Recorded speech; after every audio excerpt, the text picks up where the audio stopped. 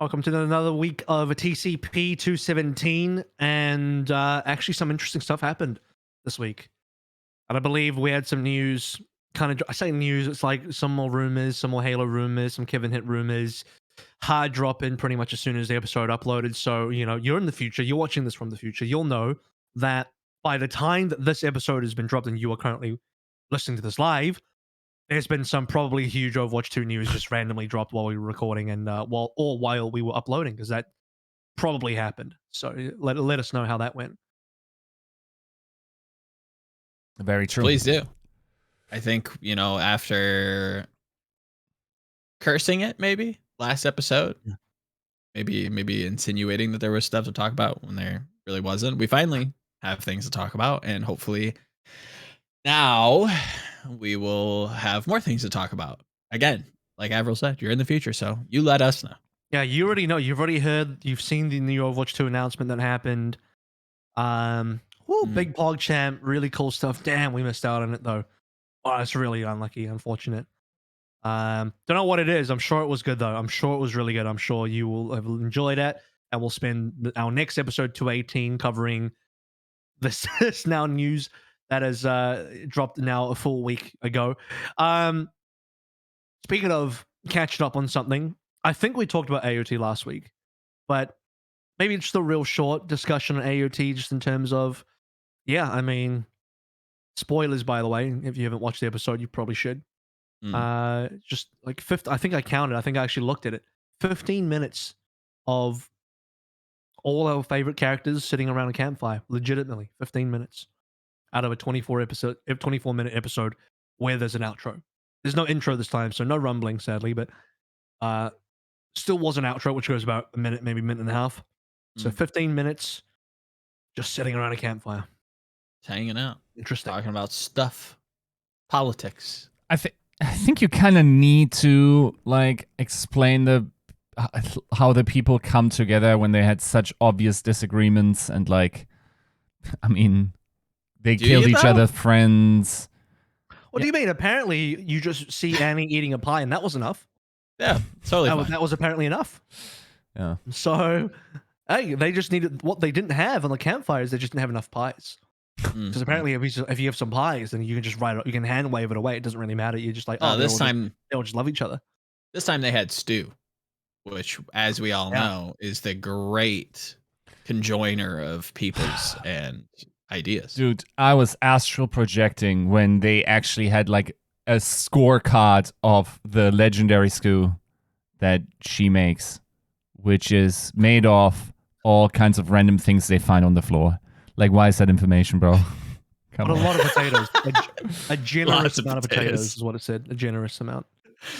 But here's the thing: is it does the classic AOT thing where at the end of the episode, and this is, by the way, even before the preview, because I do a preview of the next episode. So even before that, this is during the current episode itself. At the end of it, they do a bit of like foreshadowing, sneak peek kind of thing, where they're setting up for the action that will happen next episode, where they're like, oh my god, we have to go to the port and we have to steal what's that flying boat thing? You know what I'm talking about? It's the plane that you can land on water. What is that? You guys know what I'm talking about? I think I know what you're talking about. Seaplane. A seaplane. Is that what it is? It's a seaplane, right? Anyway, they're trying to steal. They're trying to do something. They're trying to steal a plane. They're trying to steal a boat. They're trying to steal some shit from the hangar in the port. And yeah, you see like, oh, but all the Jaegerists, they're guarding the port, and then boom, the episode ends. So really, it was just like a 20-something minute tease. Sit by the campfire, listen to a bit of back and forth. It's been, God, how many episodes has it been now since the big PogChamp episode? From You 2000 Years was episode 80. It's now been 4 episodes of just kind of tying up loose ends, doing the side quests. Yeah. Riding on your horse while all the Titans in the background, casually telling your life stories. Checking out on what Connie's mum is up to. Again, tying up another side quest. It's been 4 episodes of that. I feel like they should have probably like, okay, in my mind, I'm like, you should have probably gotten Levi, like, sort of regenerating out of the way in the first one of those beach episodes, just so I can believe that he has recovered by the time he inevitably will go nuts. Like, hey Joe, Yiska thinks Levi's going to recover. That's quite funny. We don't know. God damn it. Who knows? I mean, maybe he doesn't have to. Maybe you just tighten him and feed him like Falco or something. Like, I'm liking where you're headed. Now this could be some. I feel like just snack some Armin, dude. be- Just just snack on him. Is that what you said? just nibble on him. Do we know how much of a person needs to be eaten in order to transfer the Titan power? Not a clue. All of it, surely. All of I it? would guess Every all last of it. drop. Yeah. Oh, really? You better not hope there's a random finger or a toe missing, because then you don't get the powers, right? Yeah. You're like, damn it, didn't get the full powers. I don't think Isayama had like a percentage in mind. It was just like, yeah, you probably just need to consume like most of them. But So if it wasn't gone, what if they have dandruff? You're fucking weird. and you don't get the powers, you have to collect all the individual. Yeah. You have to go find all of their skin atoms. cells scattered in Yes, the wind. Yep. You Every bizarre people, man. People, what is it? You like the how much? I'll look it up. What is the average amount of hair that someone loses in a day? And then you gotta go. You know when you have like some like seeds left on your on your plate, and you go like this to pick it up. Just make it a little, Gross. That's what you're gonna do to get Titan powers. 50 to 100 hairs a day is apparently how many you lose on I average. feel like it depends 50 on to how 100 much hairs. Reddit you read. Yeah. So yeah, I lose a lot more than that if I read Reddit. If I open Reddit any particular day, I'll lose maybe twice as much. It also depends on how sensitive your hair follicles are to testosterone, right, Joe? Guilty as charged. Not too much testosterone. That's what it is.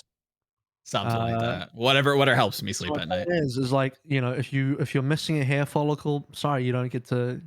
You're missing a strand of hair, you don't get the full Titan powers. You got to every bit, every little bit. Can't waste it. But here's the other thing as well. I know AOT episodes are short, but this is how I knew this time it was really short. You know how I don't know about you guys. My sort of habit is, okay, I'm gonna watch some AOT today. Usually it's about the perfect length. I'm gonna eat some food, watch some AOT. That's gonna be a decent part of my day. The episode ended and I hadn't finished my food. I'm like, bro, this episode was short. I'm like still eating. I'm like, bro, I gotta watch something else now. This is crazy. Like, how did the episode end before I'm done eating? That's unbelievable. Yeah.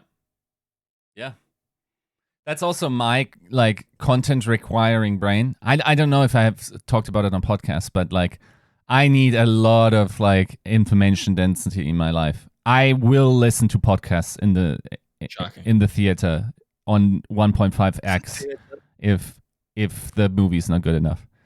So watching anime. The theater, but you don't do that. No, I still I enjoy the social experience of talking to my friends about the movie after, and that's. You didn't watch the movie. You can't talk about it. Well, I did. Nah. You can infer everything. Basically, what I do is within 15 minutes of the setup, you already know the entire plot of every Hollywood movie anyway. Really? Yeah. Is that so? Yeah. Interesting. It's kind of almost like what I do, you little No, shit. you do it with fucking entire shows. You're like, oh my god, Aaron's mother was snagged? Okay, I guess he's going to come up with this intricate plan of time travel. No, that's not how it works. No, but I feel like some movies are definitely better, worth paying more attention to or whatever. But you gotta give me something to stick to. But that's why anime and eating is a goated combination, because eating already takes some bandwidth. It gets rid of some boredom, and then you watch anime, and the problem with anime is you can't do anything else then watch anime because you gotta read the subtitles, which makes one an agonizing experience because most anime don't have the information bandwidth required per second, right? So if you then eat, that's pretty much the only time I can watch anime, really, realistically. I think you should just tell the cinema to play the movie at 1.5. I unironically do, and I've never watched privately a Netflix show under 1.5. It's impossible for me. I don't know how you guys do it. I feel like that's the most German thing you've ever said. That's the most ADHD thing you've ever said. Yeah. I don't know. It's like everything is so like drawn out and like the information densities. I don't know. Like it feels like there's so much more expose needed. I don't know who they're pandering to, or like it's almost like you're enough of an idiot to think that a color commentator would require to explain ability. Okay, this is an inside joke. Shut up. God, you're insufferable. No, but I don't know. Like it is the way things are being tied up. I felt like Attack on Titan specifically had pretty big novelty per second. Generally, it's just dragging at the moment, dude. Oh. It's saving. They're saving budget. Yeah. Well, they're saving 100%. budget. So this episode would have been one of their cheapest episodes ever because, again, they spent 15 minutes in the same location doing the same thing. Oh, and one of the dudes was asleep on a cart and didn't do anything for like 99% of the whole episode. Mm-hmm. I couldn't imagine. Like, this is how you know they're gearing up. Well, I mean, I don't know how deep I want to get into territory of... I don't know if I could call it potential spoiler territory, but you know what I mean? It's like... Because I've heard... When you look up how animation works and stuff like this, you can expect that something is coming because they've had now 4 episodes of just waiting, setting up, talking around the bonfire, and doing anything except the thing that we want them to do, which is, where the fuck is Eren? What's going on with the rumbling? Why are we having soup instead of chasing after him? You know, feels like they're already too late. How many days in I was going to say in game in that's true. Show has it been? That's how many days weird. has it been? Feels like it's been at least 2, has it not? Yeah. Because they had one night and then the morning where they went to Ragako village. I don't know if that's how you say it. And with the whole Connie mum thing. Mm. And then now we have another night. And now they're waking up and they're about to go to the port. So this is like the 3rd day now. Because if we do rumbling as day 1, they've already had 2 nights since then. Yeah. It's now day 3. Eren's 2 days ahead.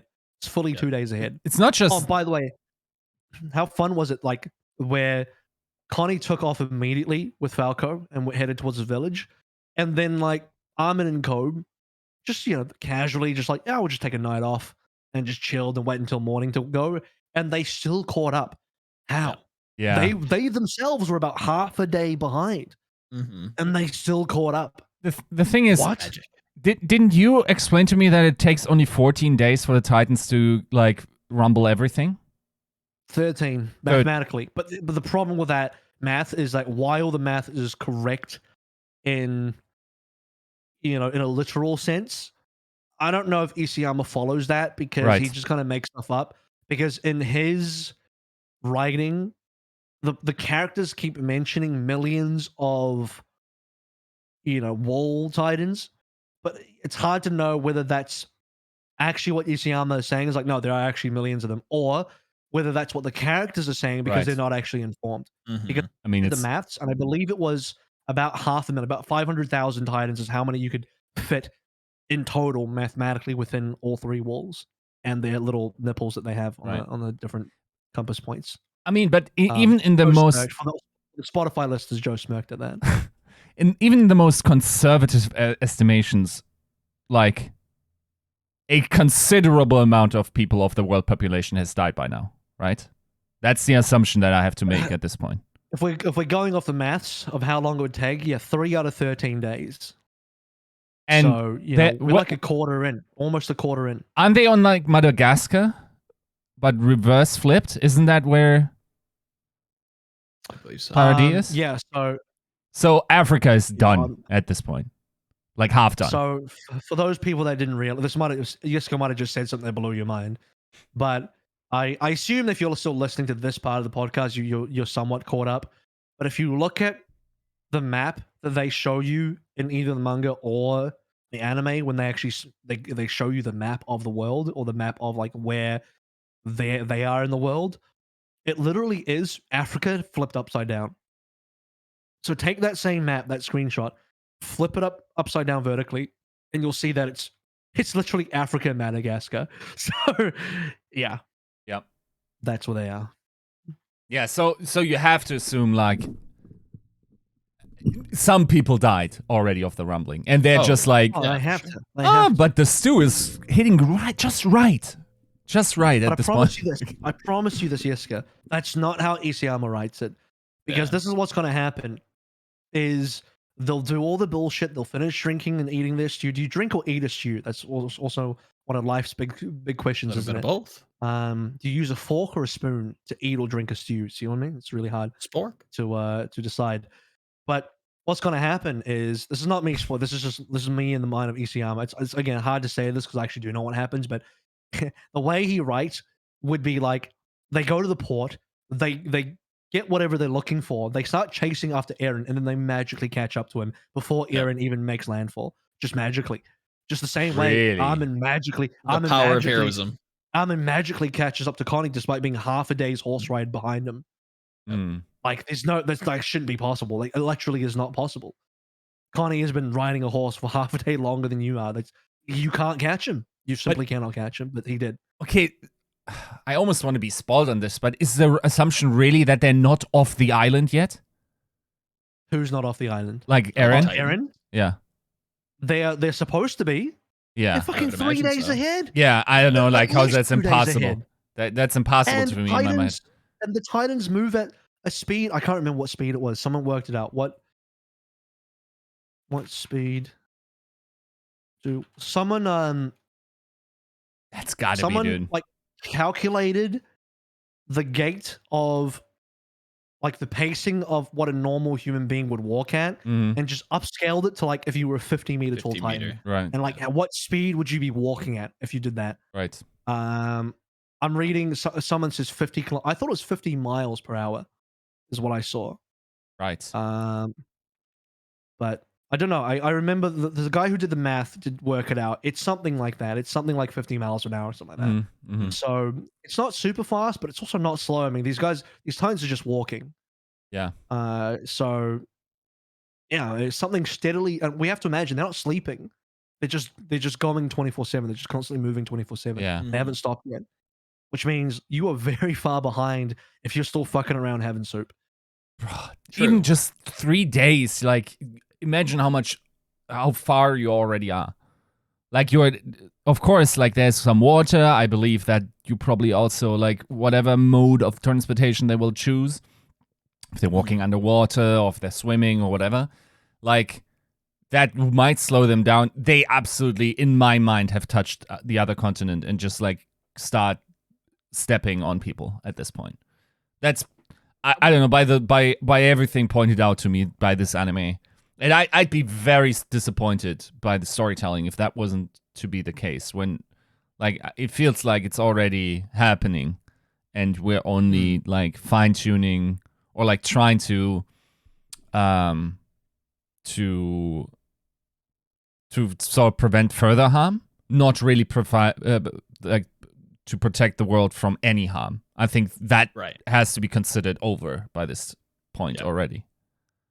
You like the way that they're messaging and the way that they're talking, it feels like there already has been damage done. You're trying to, stop further damage than prevent all of it. Right. Yeah, I would agree without, spoiling what happens. Would agree. Also would be disappointed. And I guess to the whole like stew eating, I feel like this is just like it's both like a budget strategy and also kind of just part of the way Isayama writes is like I think in one instance, and I'm not criticizing either of you, but if we're going to celebrate him for like really tying up all of the ends and being very coherent in maybe coherent's the wrong word. With the ability to try to wrap up every kind of plot thread and question and like answering all of those things, you kind of need these. You kind of need those Annie episodes. You need those Connie episodes. They do feel like an ass pull sometimes because it is just like, oh, cool, Annie's just here eating pie, sick, and we move on. But yeah, the only one they needed was the Annie. I don't think they needed anything else. Everything else could have been handled after the fact. No one cared. Like, I appreciate the meticulousness of him wanting to tie everything up so that everyone's like, oh, I'm ready to leave the island then, you know? But at the same time, you have to ask, like, but is it good for the audience? Is this like a good reading or watching experience for the audience? true. Yeah. And it's just not. It's just not, because you've now had this like big climax, and now we're just hitting a hard trough, and it's a 4-episode long trough as well. Yeah. You know what I mean? It's bad. Like, it's not good when you have something like this. And so much you just don't need. Like, did we really need the whole Connie Falco thing? I feel like that could have been skipped.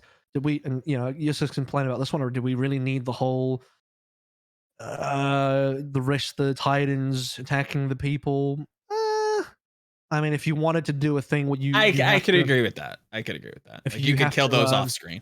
If you because they need a way to capture Yelena, right? So I guess they needed to do something where they could get Yelena and she was stuck there, but they could have sped that up. They could have entirely just skipped past so much of that and just like time skip it. I don't know, just time skip it. Like, like they go towards it, then like next shot's like, oh, just rubbing the sweat off. Like, oh, that was quite tough, but we killed all the Titans, and here we go, done. Do we really need to watch that fight all over again? I don't know. There's just a lot of probably not BS, and then like a lot of fat they could have trimmed out. Agreed. So I looked at the math, the guy who did the math. This is one calculation. There's other people doing different calculations. This person's calculation, he had the Titans moving at 80 miles per hour. For his calculation, for 13 days, he calculated 80 miles per hour for the Titans to move at. So, and that's probably quite fast. So that means, but also like you imagine a 15-meter tall Titan, maybe you can get some good pace in there. That's some big long legs. There's some good pace. So it'd be hard to catch up to that. I mean, how fast does a horse go? Horse speed. Not. Anyone know? I'm googling it. Are we talking top speed, or are we talking like just like a gallop? Or what's it called in English? There we go. I have a top and average here. Gallop is 50? Someone said on this website it says gallop 25 to 30 miles per hour. Yeah. Canter at 10 to 17, trot at 8 miles per hour, and walk at 4.3. I'm not a horse person, so maybe I'm not like exactly right. Here we go. Famous horse breeds top speed. American Quarter, 45 to 55 miles per hour. This is a championship horse or something. Right. Famous horse breed top speed. Are they really going to go after them on a horse and not like one of the flying machines? That was my assumption. They're just what I'm saying is like to he's... even begin chasing after them, they're on horseback. What flying machine? Do they have one left? I don't know. I assume they just try to get someone somewhere and like travel like at least twice the speed. They had one. You're talking about the blimp. They had one blimp. Yeah. They attacked what's it called? They attacked Mali with that blimp. I don't know what happened to the blimp though. Did they still have that? I mean the commander arrived with one, right? No? Magath, yeah. And then the rest of his force retreated with whatever remained of those blimps. So a lot of them got blown up, by the way, and then the rest retreated. Yeah. So that was just my assumption. I didn't even really think about it, really. Eric just said something funny. We're 25 minutes in, and this AOT recap is longer than the actual episode. Very true. Oh my god, that's funny. Okay, what are the? Let me ask this. What are the chances we're going to Game of Thrones this season final? No, I think it will get better. It does get better, but it does. Okay. He's been pretty. I think the studio in general has been very they've stuck to the manga very diligently for the most part. I think you have to make some concessions, but Well, they for the actually most part, skipped one thing. Unless I'm stupid, they actually skipped one thing. You know how during the whole campfire, Joe might not know because you only barely watched it, but during the whole campfire, Hanji's like, yeah, well, we actually lived in Mali for a little while. Mhm. Like that footage was that's in the manga. Yeah. The whole like period of time they lived in Mali amongst the Malians. Oh, And right. I'm not talking about like Eren being the wounded soldier. I'm talking about like the general Right. scouts unit. They all went together to Mali Mm. and lived there. Yeah. It's not a spoiler because Hanji just said it this last episode. Yes. But that was shown in the manga. Mm. That's not just like some story she told. There was a chapter devoted to that where you saw what they did during that time. We haven't done that yet in the anime. yeah. They need another episode just to show that. Really? So- You think so? They will show that? If they want to stay true to the manga, yeah, they got to show that. Oh my Yeah. I god! feel like- That's got to be another at least half episode, at minimum half episode Yeah. dedicated. to I that. think they just skipped it now. That feels like what I think happened. I think it's one of those concessions. It's an odd concession just because it is so like involved in the story. Or is at least pivotal to like some of these characters where it's like, yeah, did we need to kill those Titans? I think not. they need to show it though because there are some interesting things that happen during that. Let's Agreed. call it a flashback. There are Yeah. interesting things that happen during that, which are, in my opinion, somewhat important to the story. So And it's not unheard of to have like studios like reorder how things happen in those chapters. So it Yeah, could be they've coming already in a done later that. episode. they've So, already reordered some stuff this entire season that I've noticed. Yep. So yeah, I expect it to still come through. My greater point is to finish up this topic is that we're not going to finish the season with the end of the manga. The end of the manga and the end of the season they're not gonna align. There are only 3 episodes left. The next episode is devoted to them attacking the port, the harbor, which only leaves 2 more episodes. I already said that one of them needs to be the flashback, which leaves one last episode where I guess they fuck around and try and catch up to Eren. And boom, that's end of the season. Yep. And then there's might as well have a whole new season after. That's why the rumor is that there's going to be a movie. There's going to have to be because there's like a big chunk of stuff that actually happens after that.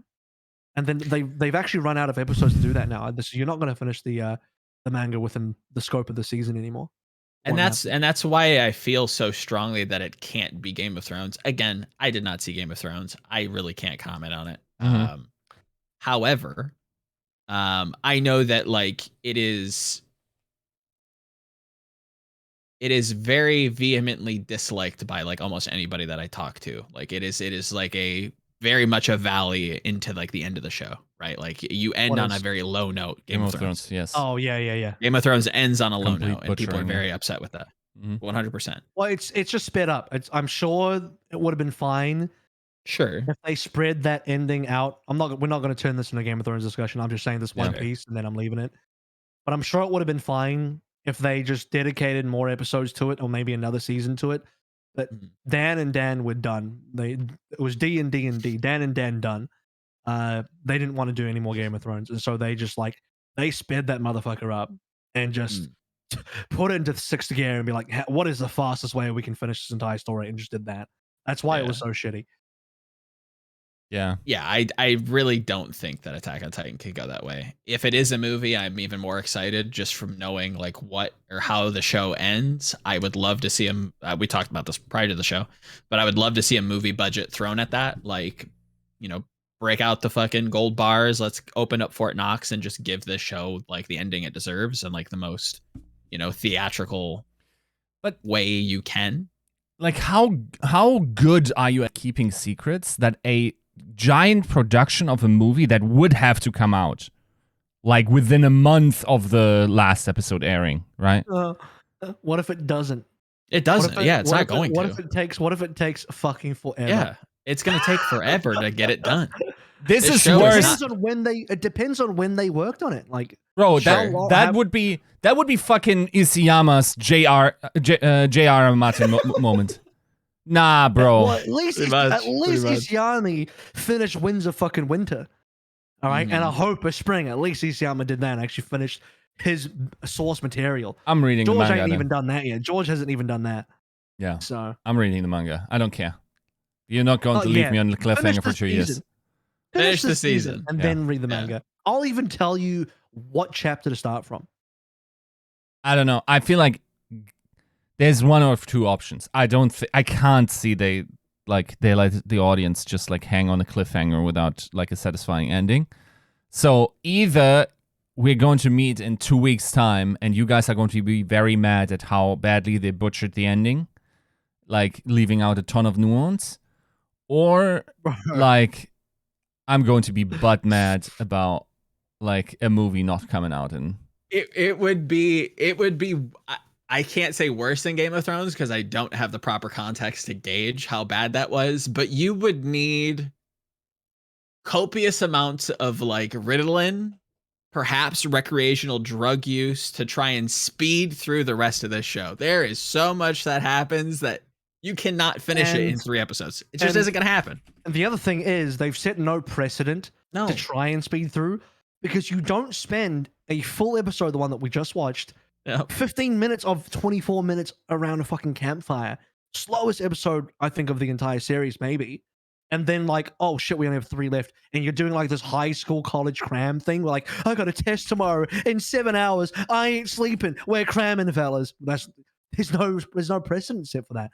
Like if your plan was to finish the whole story in this season, you cannot spend an episode sitting around a bonfire for 15 minutes. It just can't happen. You have to actually plan the shit properly to finish within the within the season. And I think like if you were really, it would have been possible if you were really like sped up the entire way through. If you had a consistent speed up the entire way through, you just like ran through the whole thing, then yeah, we could be there by now. But it probably would have been a little bit unsatisfying because it would have skipped a lot, I feel. Okay, so maybe this helps you guys decide what is happening. The last 3 remaining episode titles are known. Okay. The next one is called Traitor. The one after is called Retrospective. Oh, there it is. Yeah, there it is. There it is. And then the last one is The Dawn of Humanity. Yeah. Okay. So I already know. I basically know how they've. You already know what I think the next 2 episodes are. I basically said it. Yeah. They do the whole harbor thing, and then retrospective. Oh, I wonder what that is. Oh, I do wonder. It's almost like I talked about a flashback. I do wonder that makes what sense. That could be about. And they're just going to entrench why like the Eldian soldiers are going to come around and like form these relationships with Malanes and like realize that genocide is wrong. Blah blah blah. I mean, they've already done that. Like, that was the campfire episode. That was the campfire. Yeah, but like, I guess like the way in which Hanji came to that realization. Is that's what explained? Yes, that's what's going to be explained emotionally, I guess. No, I don't think they will. I think the retrospective is about some different stuff. Okay. That I won't spoil because I think you want to watch that for the first time. Because at that I wouldn't need. I already believe you that the like meeting people and making relationships there is going to make you care about the rest of humanity. Like if that was what the retrospective was about, you could have cut that. I wouldn't have cared, right? But if it has additional content that brings the story further forward, like I'm looking forward to it. I was just like scared that every character was going to have their own like undercover story, like forming relationships with Marlanes, where they realize, okay, they're also humans and like with very similar problems, and it's all politics, and let's like now save humanity or whatever through the experience. I don't need to know that. Like that's already like very the retrospective episode is important to the story. I will say, okay, it is important to the story, and you'll see why when you watch it. Because it has some shit to do with Eren, obviously. So that's right. Why it's important. Is that where we will find out the? I think you mentioned like that we will get an explanation as to why the rumbling was the only seemed inevitable to Eren. Is that going to be the episode where it's his you'll see Joker his moment. Mental justification, all sorts of different stuff. Basically, it's the backstory of like how Eren ended up as wounded soldier Eren in Mali in the first place. Right. It kind of leads up to that a little bit. Right. in some ways. So that's where we're filling in the missing pieces a little bit there with that episode. Makes sense. Okay. Because for people that watch the season, it's like he just magically teleported to Mali, right? And it doesn't make a lot of sense. Well, it might if you just have a creative mind, but in my mind, it was you just like he's you have to infiltrating. use your imagination, like, oh, he's just there. But no, there's an explanation of how like that all unfolded, so you do get to see that, which is quite cool. Okay, yeah, in my mind, it was just like infiltration, trying to like come up with a plausible story in order to infiltrate. Probably wanting to see his grandpa, and like just like trying to figure out everyone's like movements through that way, and then also befriending one of the 9, right, in some way. That was my idea and why he went there. And yeah, that's a whole, but I didn't consider it like worthy of filling, I guess. Oh, well, that out of the way. That's it. That's the whole podcast, I think. Is there anything else to talk about?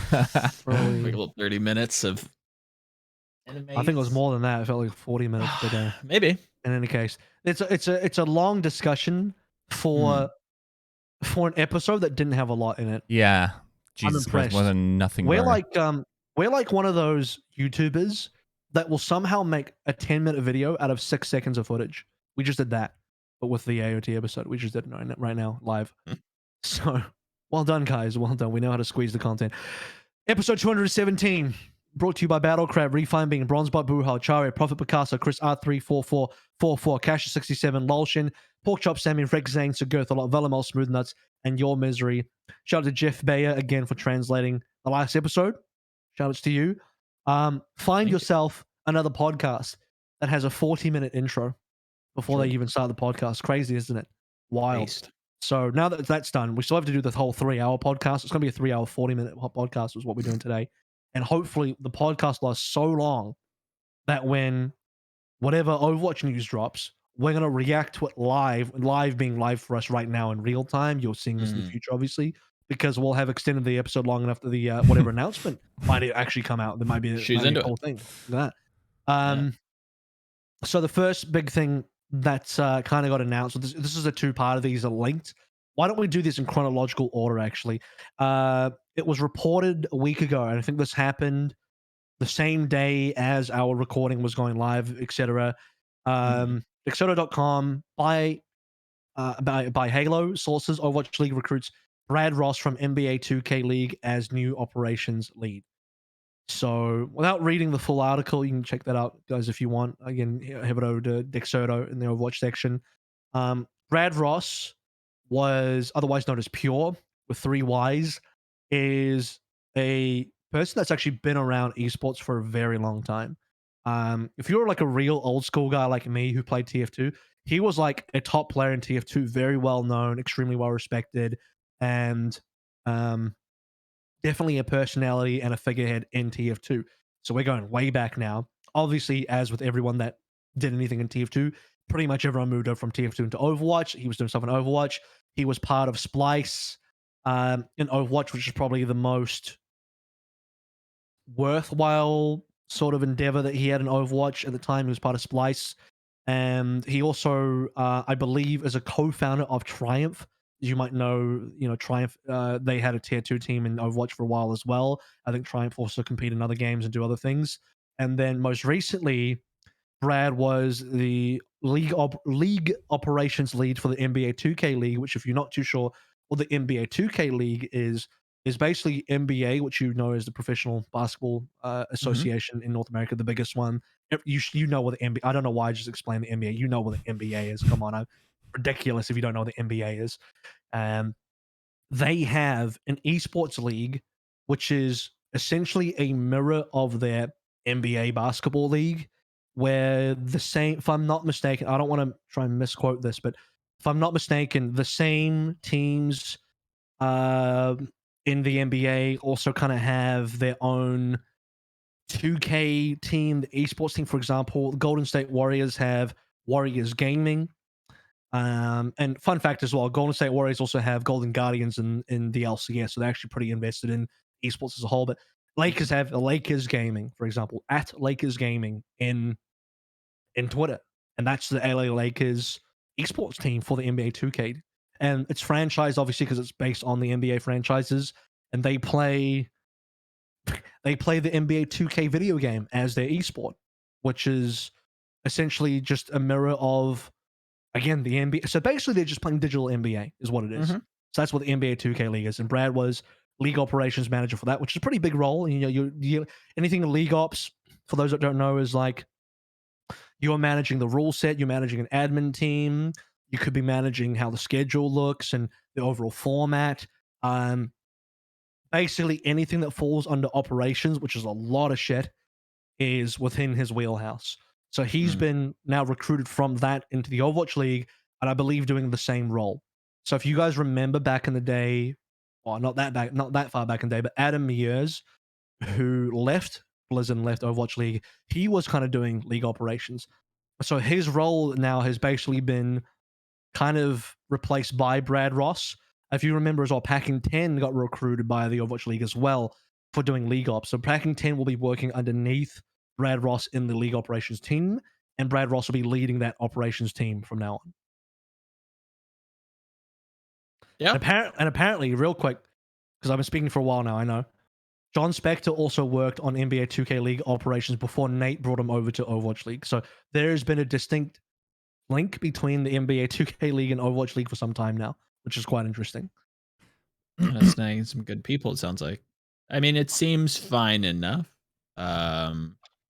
It's tough to kind of gauge operational moves like that. I don't know. Yiska, did you? I would say, just like from having interacted with Pure before, and like also, like, I think he has kept in touch with Overwatch, most of like the big stories, so to speak, and maybe also out of personal interest, maybe already like gouging career opportunities there. That's a good question, but I think someone who played or attempted to play professionally probably cares about the game to a decent degree. Yeah. And from all I've heard, of course, like it's hard to judge someone's competence at their job having never seen them do the job.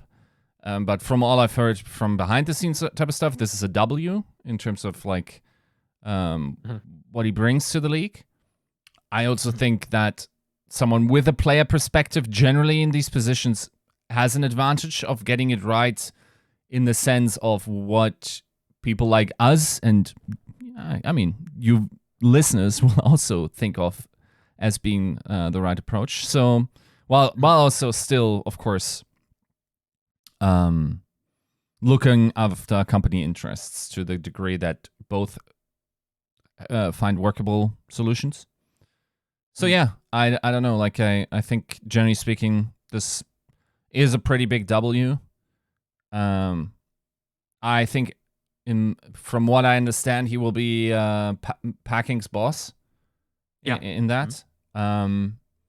So yeah, I mean, I guess we're going to talk about the company that is picking up production in a bit, but I guess what like the type of like head cinema that we all had when we heard this initially, that like Overwatch League was going to give up all operations and outsource all of the production or like operations, is now sort of proven wrong, even though, I mean, we kind of guessed that much by the pickups that they've made.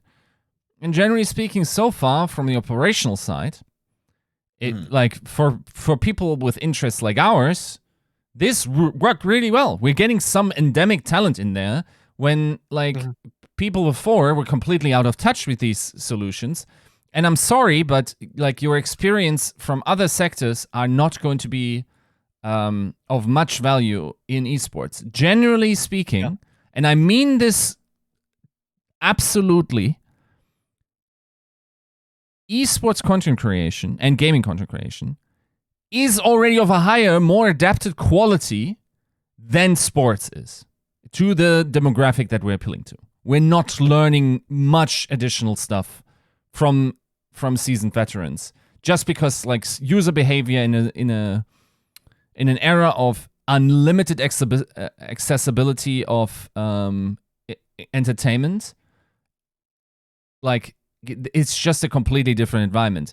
The entrenchment of sports in general culture makes it way easier to come up with formats and products in comparison to what happens in esports.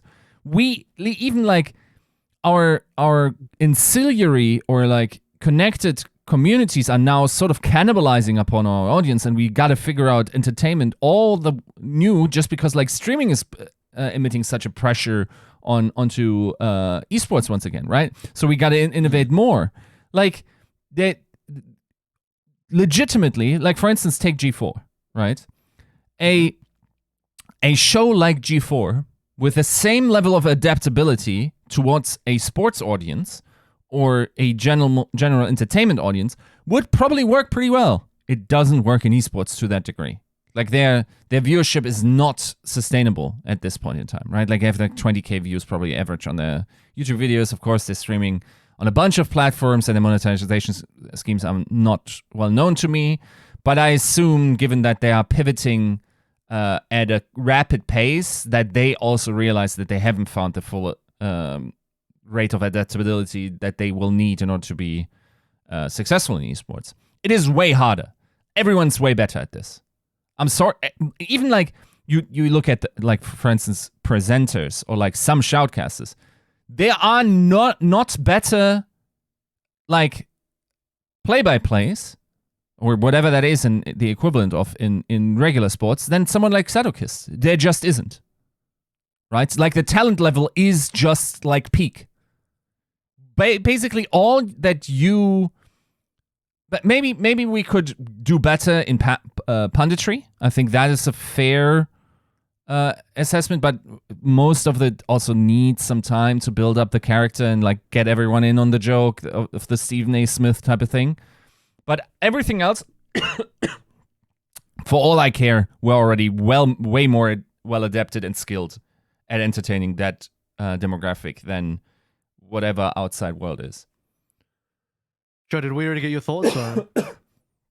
I mean, I really don't have much to say. I think Yiska's comments definitely give more confidence to me, at least, knowing that there are people moving into this. Obviously, yes, I know Pure's name. I don't know like what he did with Splice. It's tough for me to really grasp at that. Hearing that this feels like a W from the inside is great.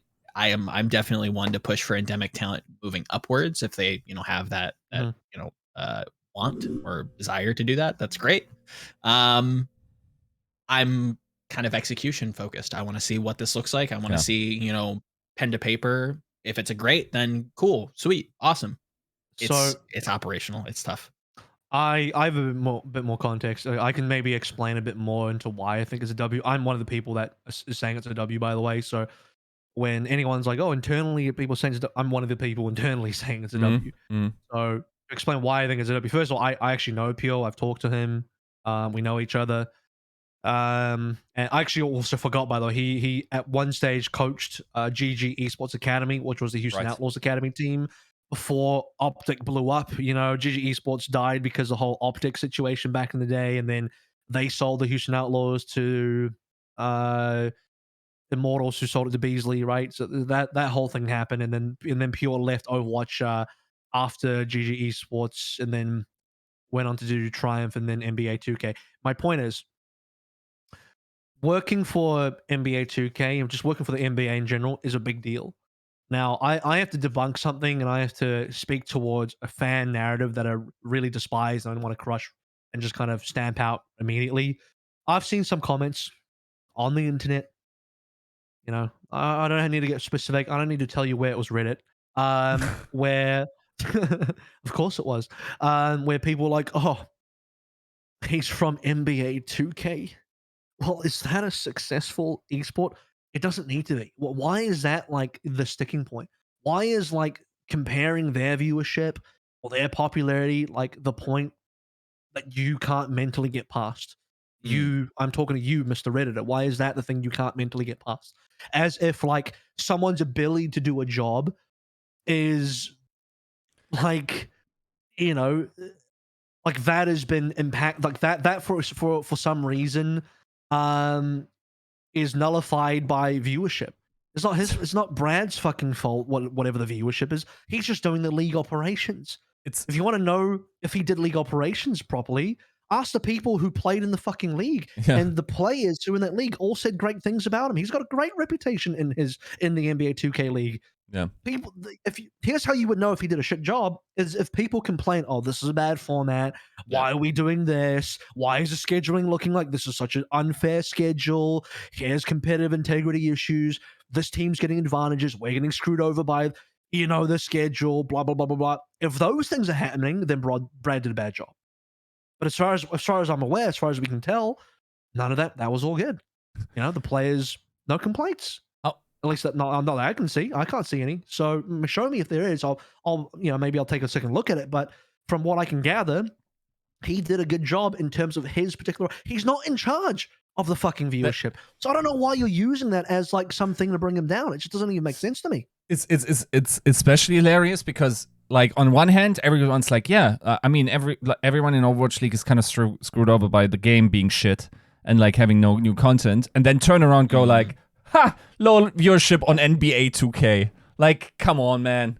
Like, is it not obviously tied to the game more so than anything else? Isn't that the highest order, like, impact of everything?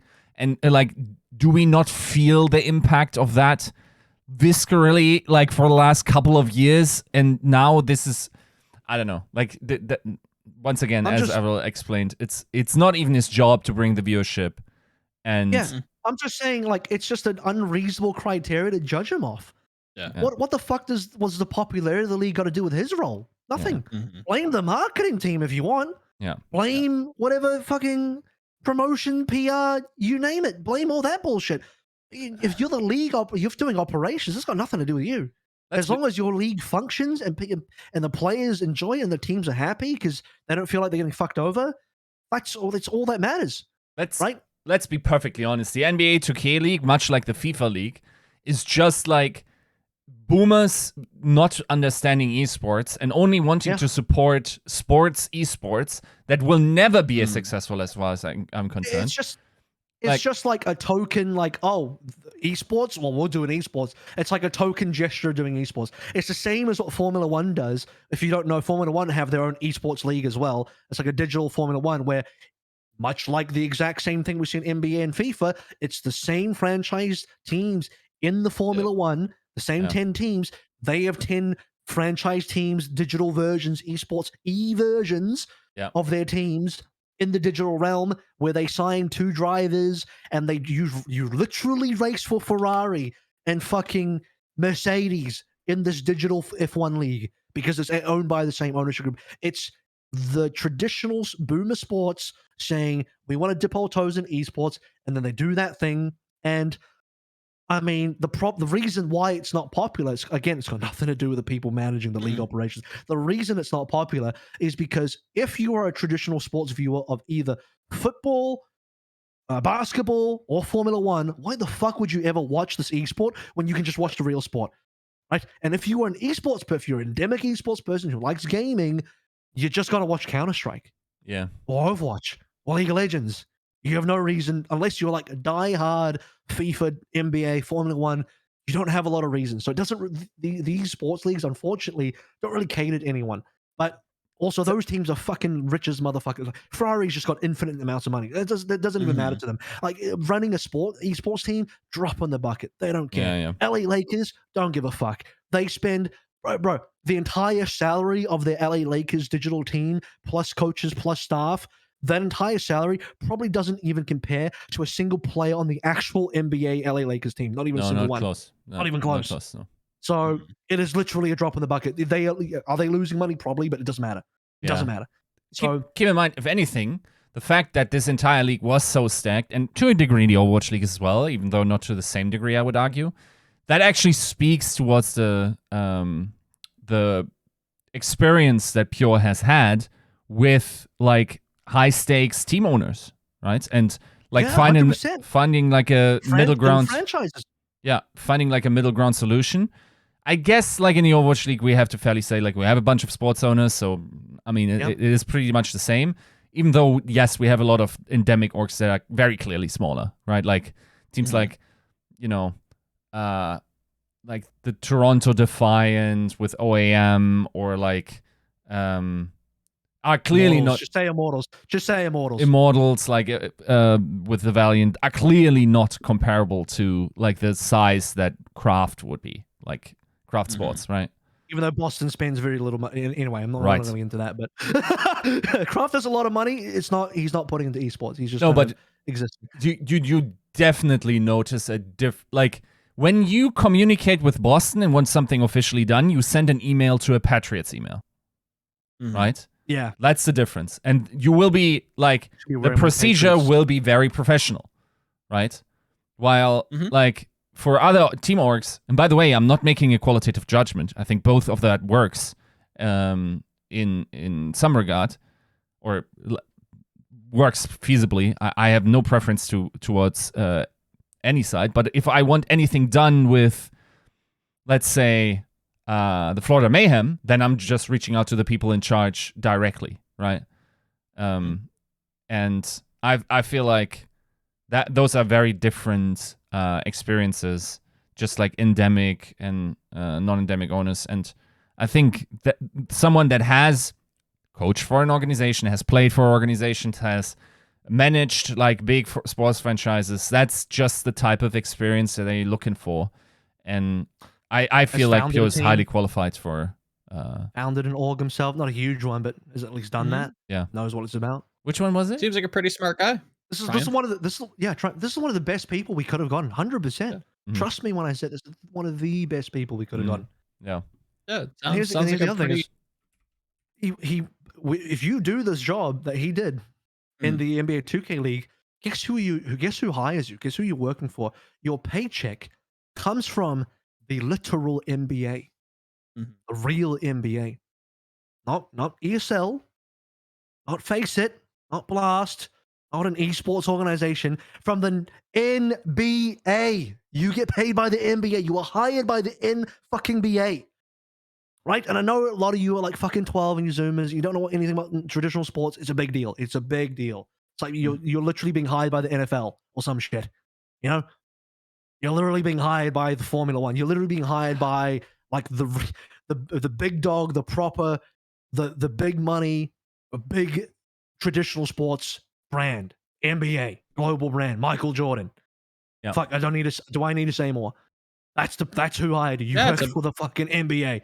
Like that's a big sign of trust. It's not a small thing. And you are and like Yiska was saying, you're dealing with teams, franchise teams who are owned by big NBA fucking teams like LA Lakers and Golden State Warriors and all that.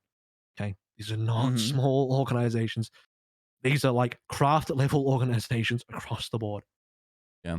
People, these fucking pundits on Reddit have no fucking clue. Please shut the fuck up. You don't know what you're talking about. Yeah. It's kind of hilarious having this conversation and gassing Pure up when Arnold is like tweeting about like these internal communications about hotel rooms and booking and whatnot. It's just like, yeah, it seems like we need a smart person up there. To be fair, that was from Arnold even admitted it's from, if you don't know what we're talking about, go check out Arnold's Twitter. He's the Gen G big boss, Soul Dynasty. He's talking about a situation from a while back, and like 100%. This is back in the day when you've had non-endemic people. You've had a lot of old traditional. I just spent a lot of time saying like, oh, big traditional sports NBA. But when you have people that have only done that and they're not rooted in endemic esports, you have a problem because they're like 40, 50 years old. No, I'm trying to be ageist about it, but you know, they don't know unplugged. Esports. They don't know esports. They touch too much grass, if you understand that, right? There's Zoomers that have never touched grass, like literal zero grass touching. And then there's 50-year-old, 60-year-old boomers that have only ever touched grass and they don't know how a mouse works. So you have the polar opposite. Both are bad. You want to be somewhere in the middle. Yeah. Okay, touch a bit of grass, touch a bit of mouse. Don't do one way too much over the other, and don't completely ignore one at all. Do a little bit of both. So what I'm saying is like you want someone that has actually endemic experience in esports, knows what they're doing in esports. It's been a player, it's been a coach, been an org founder. He's managed a franchise esports league from the fucking NBA again. Like, it blows my mind that he actually worked for the NBA. And I talked to him like, dude, you're working for the NBA. That's crazy. So the fact that he would leave employment from the NBA to come to Overwatch League actually says a lot. Mm-hmm. Not about the NBA. It says a lot about us. It says a lot about how much faith that he has in us in Overwatch, that he wants to do that. Because hey, maybe the NBA league doesn't have the best viewership. He's still being paid by the NBA. And I don't see that league disappearing anytime soon, because it's just an accessory to the NBA. They don't really care. Yeah. They care a bit about it, but it's not. They will never care about it anyway close to as much as they care about the NBA. It's a thing. What is that like motorbike you have, and there's a little like cabin next to it, with its own wheel, and you ride along? That's what the NBA 2K league is to the The NBA. sidecar. A little sidecar. That's what it is. So, you know, that's all. It's gonna keep being the sidecar to the NBA. It'll keep trucking along, and you can have a long career working for the NBA if you want. But he chooses to come to work for us instead. I think that's a sign of good faith. That's all I'll say about it. Yeah.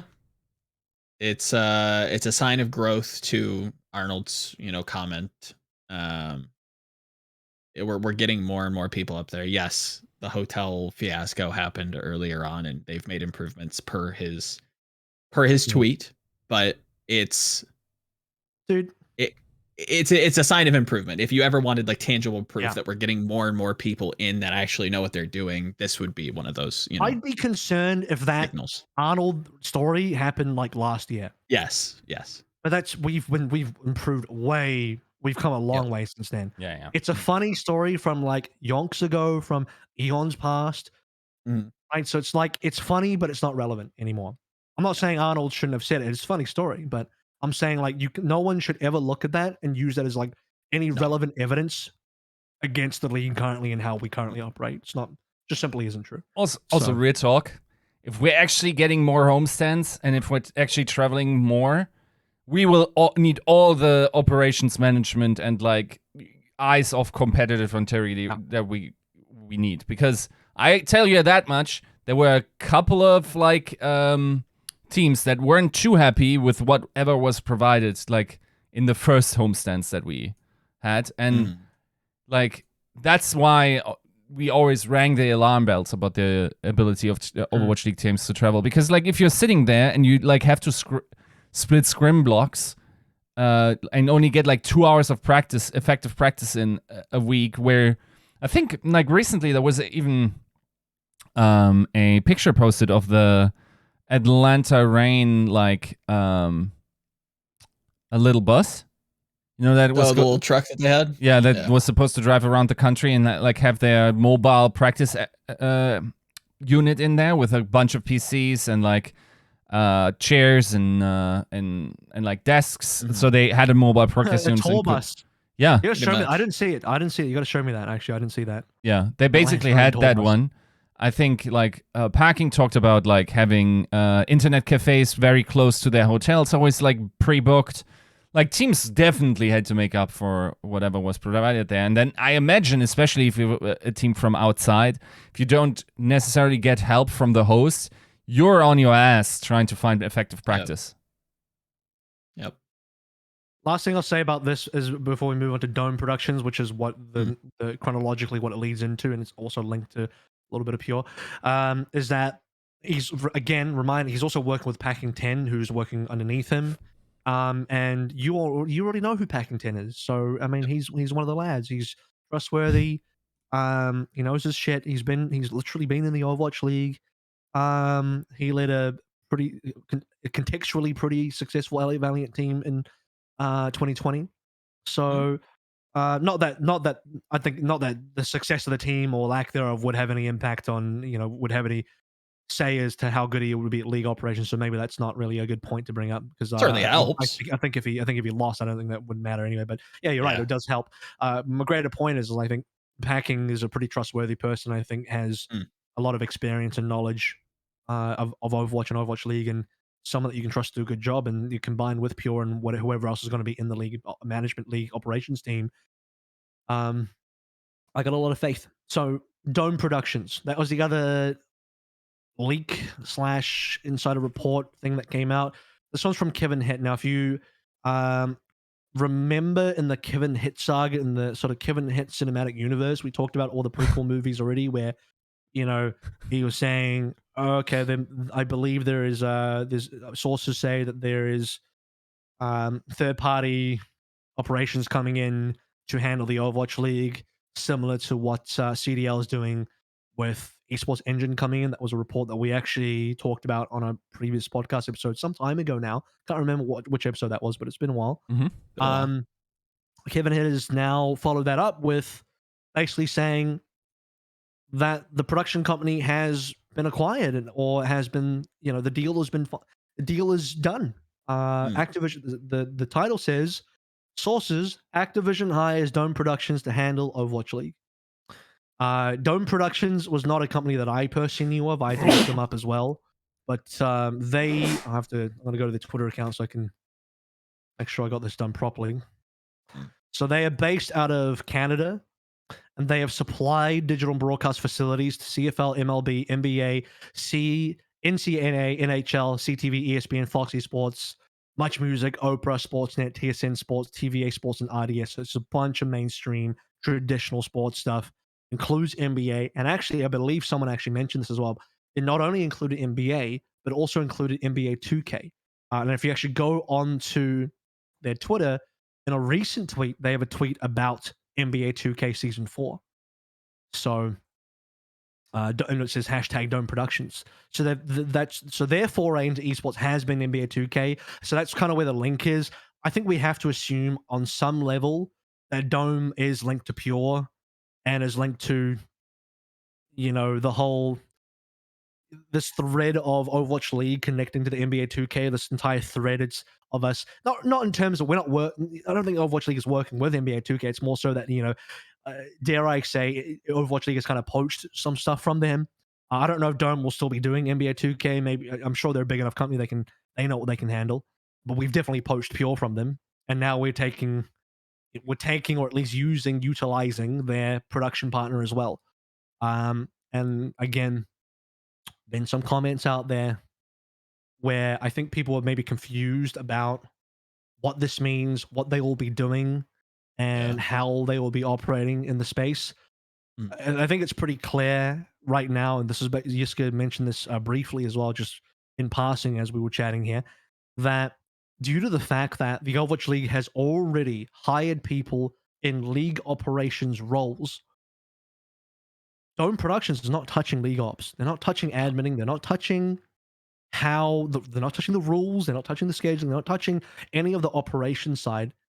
As far as we can tell, this is the time when I have to say I'm speculating again.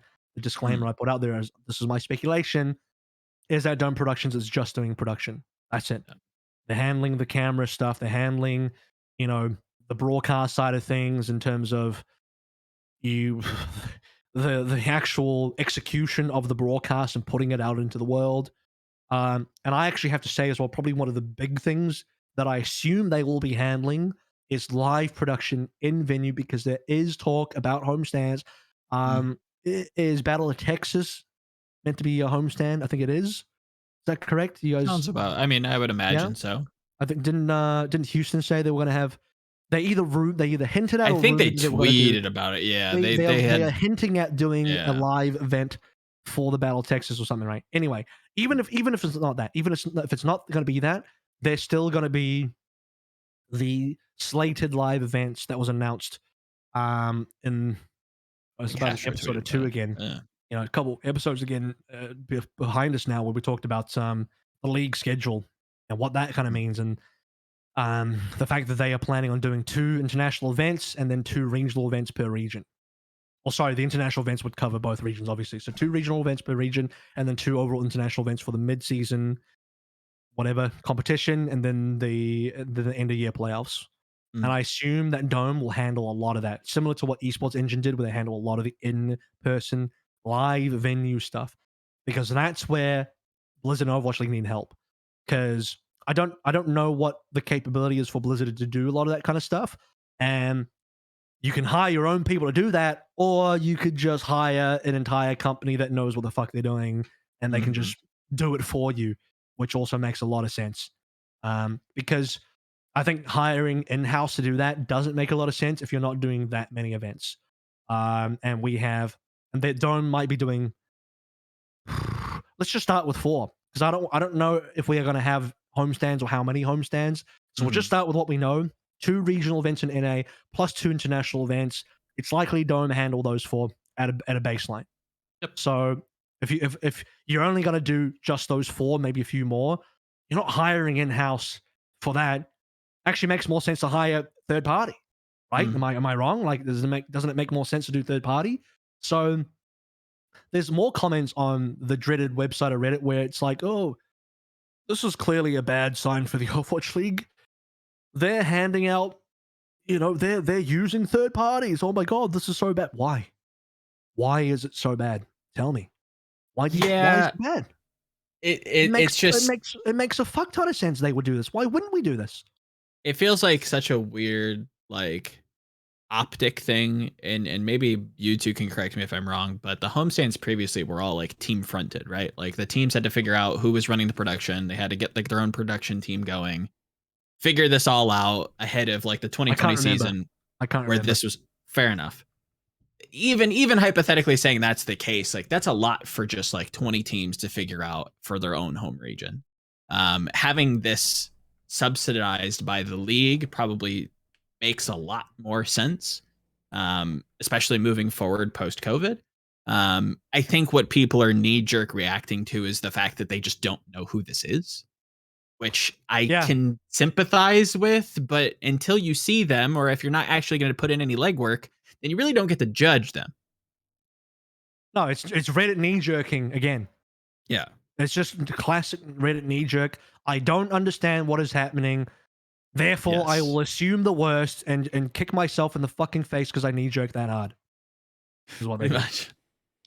Yeah, I mean, it's just a couple. Like I'm not even. It is expected for there to be weird opinions and unresearched opinions.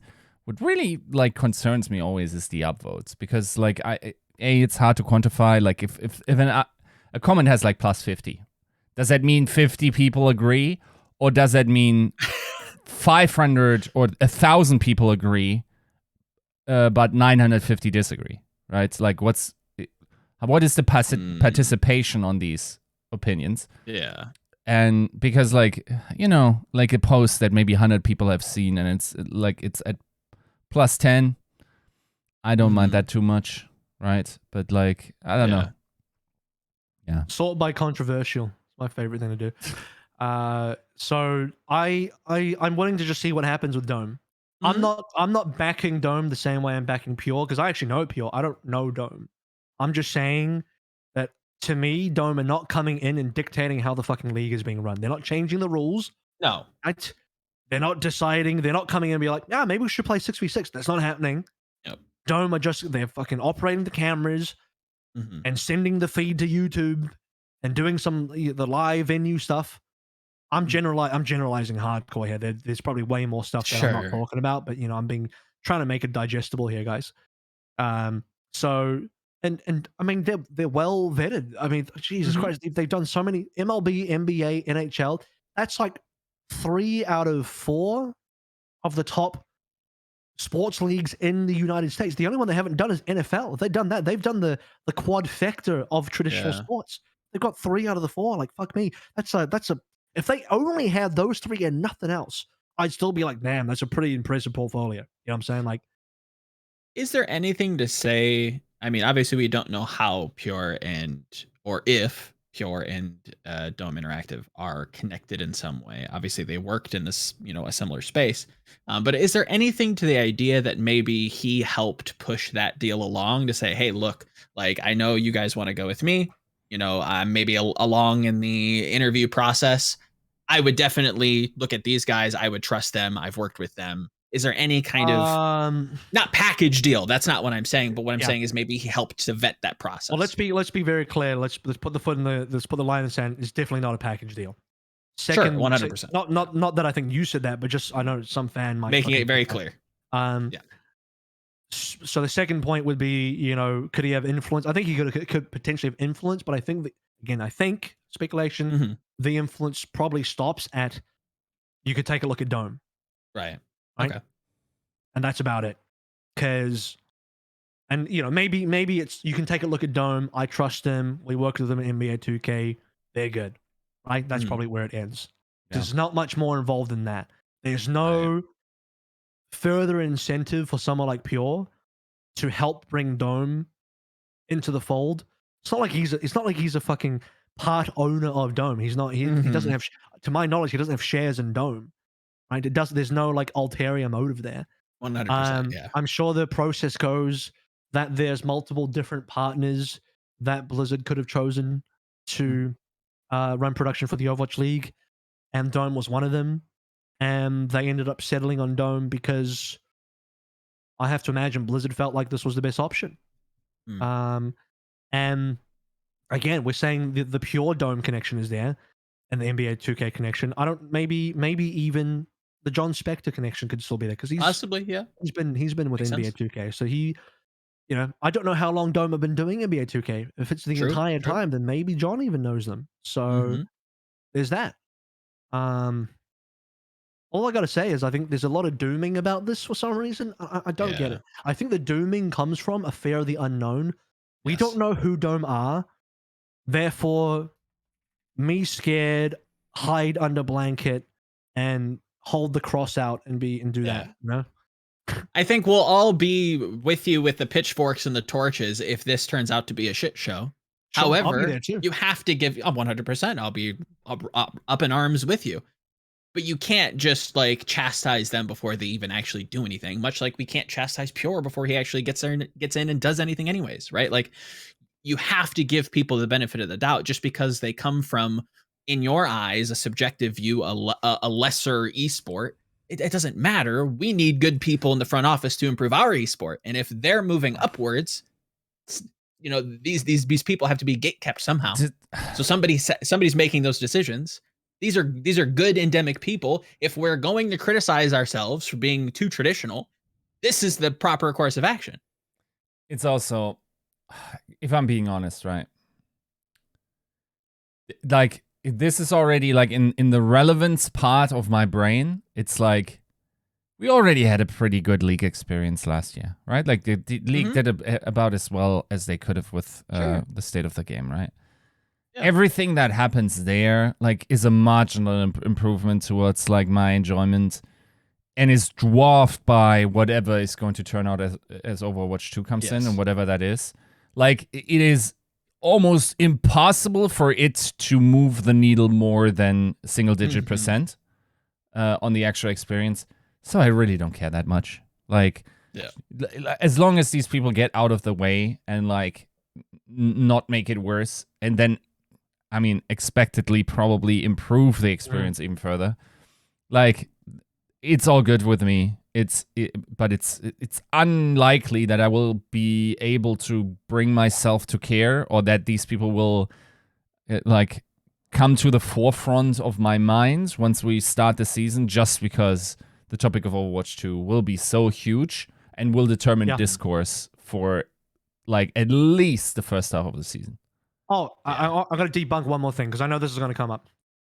If anyone thinks that like, some sports boomers are going to be observing Overwatch 2 now, they've already started rehiring some of the production, some of the observer team from last year. Yeah. So, and good people are staying as well. So someone that I know, Obs Diva, who actually did some work on APAC as well. So if you're not aware, the Obs team in Overwatch, they get assigned, or they choose, I was gonna say call sign. It kind of is like a call sign. They choose a hero that they just basically choose a hero. So you've seen Obs Winston, Obs Diva, Obs Moira, Obs blah blah blah hero. All these different heroes. They're all those are the observer stuff.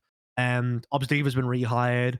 Obs Moira got offered, but I think Moira chose not to come back for a particular reason. That's fine. You know, that's their choice. But the point is, the league is going back and getting the same observing talent. So it's not like Dome Productions are handling that. They're not. Which, by the way, is important. There's not going to be some 60-year-old camera operator that Dome goes, "Oh, hey, would you like to observe Overwatch 2?"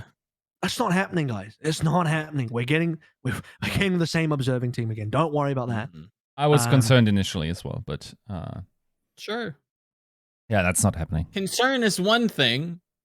Knee jerking and coming to like assumptions and dooming and trying to put that like vitriol into the community is completely different. It's dooming without context that I'm annoyed by. Yeah. It's Like if you're gonna doom, like actually know something, actually like have some knowledge, or just don't, because you're dooming with zero context. Like you don't actually know what's going on. Learn the Socratic method, really. Just like ask questions instead of like making declarative statements that just like send me. Yeah. Yeah, like if you don't know, just like ask. Just say like, "Hey, I'm not too sure. Is this a good thing? Is it a bad thing?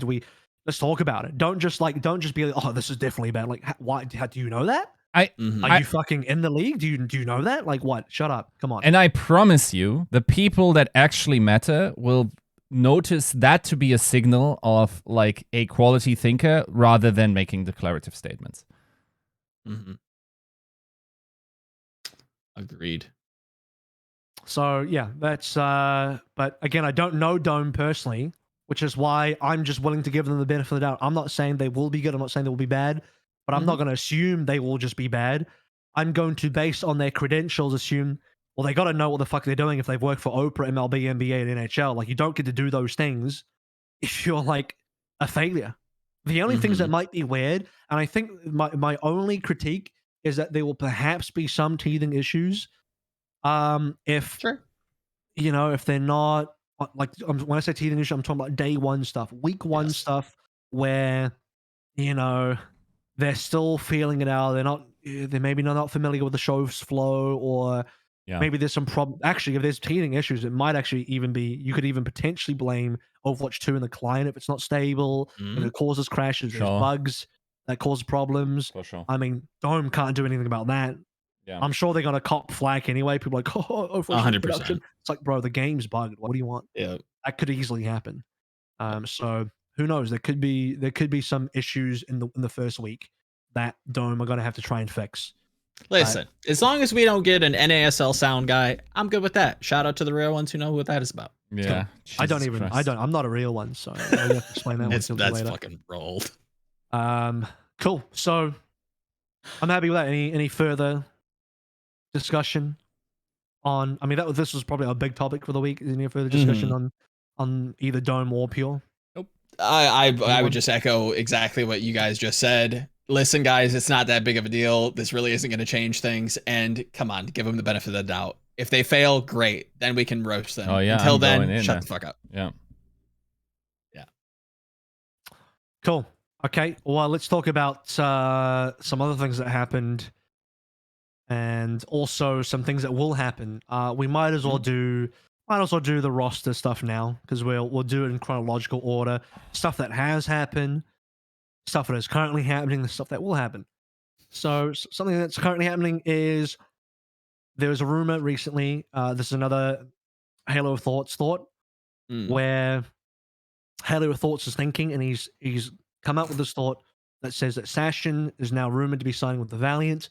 Whooyal is going to be transferring to a full-time coaching role instead of being the team's player assistant coach, which means before this report, it was either assumed or it was implied that Whooyal was going to be both a player and an assistant coach at the same time, kind of like what Jake was doing last year. Yeah. Whereas now the update of the report is saying Whooyal is just going to be a coach, and Sasin is going to come in. If you don't remember Sasin, he was the Hangzhou Spark off tank from 2020.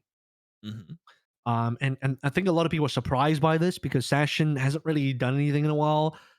He definitely didn't play in contenders. I didn't see him in contenders. I don't really see it. I don't really watch anything or keep up beyond contenders. If you're in tier 3 or below, I apologize, but like, there's too much Overwatch at that stage. Doing tier 1 and tier 2 is enough. So I don't know if Sasin's really done any Overwatch. And now he's apparently coming back. And even when he was on Hangzhou, I think most people thought he was just like an okay player. He was like an average player, maybe even below average. His career, I feel like, is the epitome of like peaking in like elementary school, right? Like, he was somebody that like started as a DPS player that like kind of looked like on the fringe of being good, and then just kind of never really did much of anything, which maybe initially sparks some concern when you look at the Valiant and where we have kind of placed them and where maybe their expectation or potential leads. But I do tend to side with, I believe it was McGravy on Twitter who was like, look, like, you can't have it both ways. You can't say, oh, I trust in the coaching staff to make right decisions, and then also flame them for signing somebody who hasn't played in a year. Like, yes, that is concerning. Yeah. But that kind of has to at least somewhat balance out with any kind of trust that you put in this coaching staff, right? Like, No Hill has a lot of success scouting players. He has a lot of success leading them to success. It would be strange. It would be surprising to see Sasin come in after a year of maybe being absent from the professional limelight and be entirely amazingly successful. But if there was a team to do it, it would probably be somebody like No Hill, somebody like Krusty, somebody who has this coaching pedigree to say, look, I know that you have these setbacks. I know you haven't necessarily been given the proper chance. Here's the chance that you have. Here's the team that I've established. I think you're a great fit. That has to even out. Yeah. I think Sasin's problem always, okay, I recall that the team, I think, had better win rate when Sasin played, even though he was seemingly the worst player in comparison to Rhea, if I'm not mistaken. Sasin was like a pretty decent Genji, I remember. Mm-hmm. I think Sasin's issue, why he's not held in higher regard, is this guy just chose the wrong role to swap to.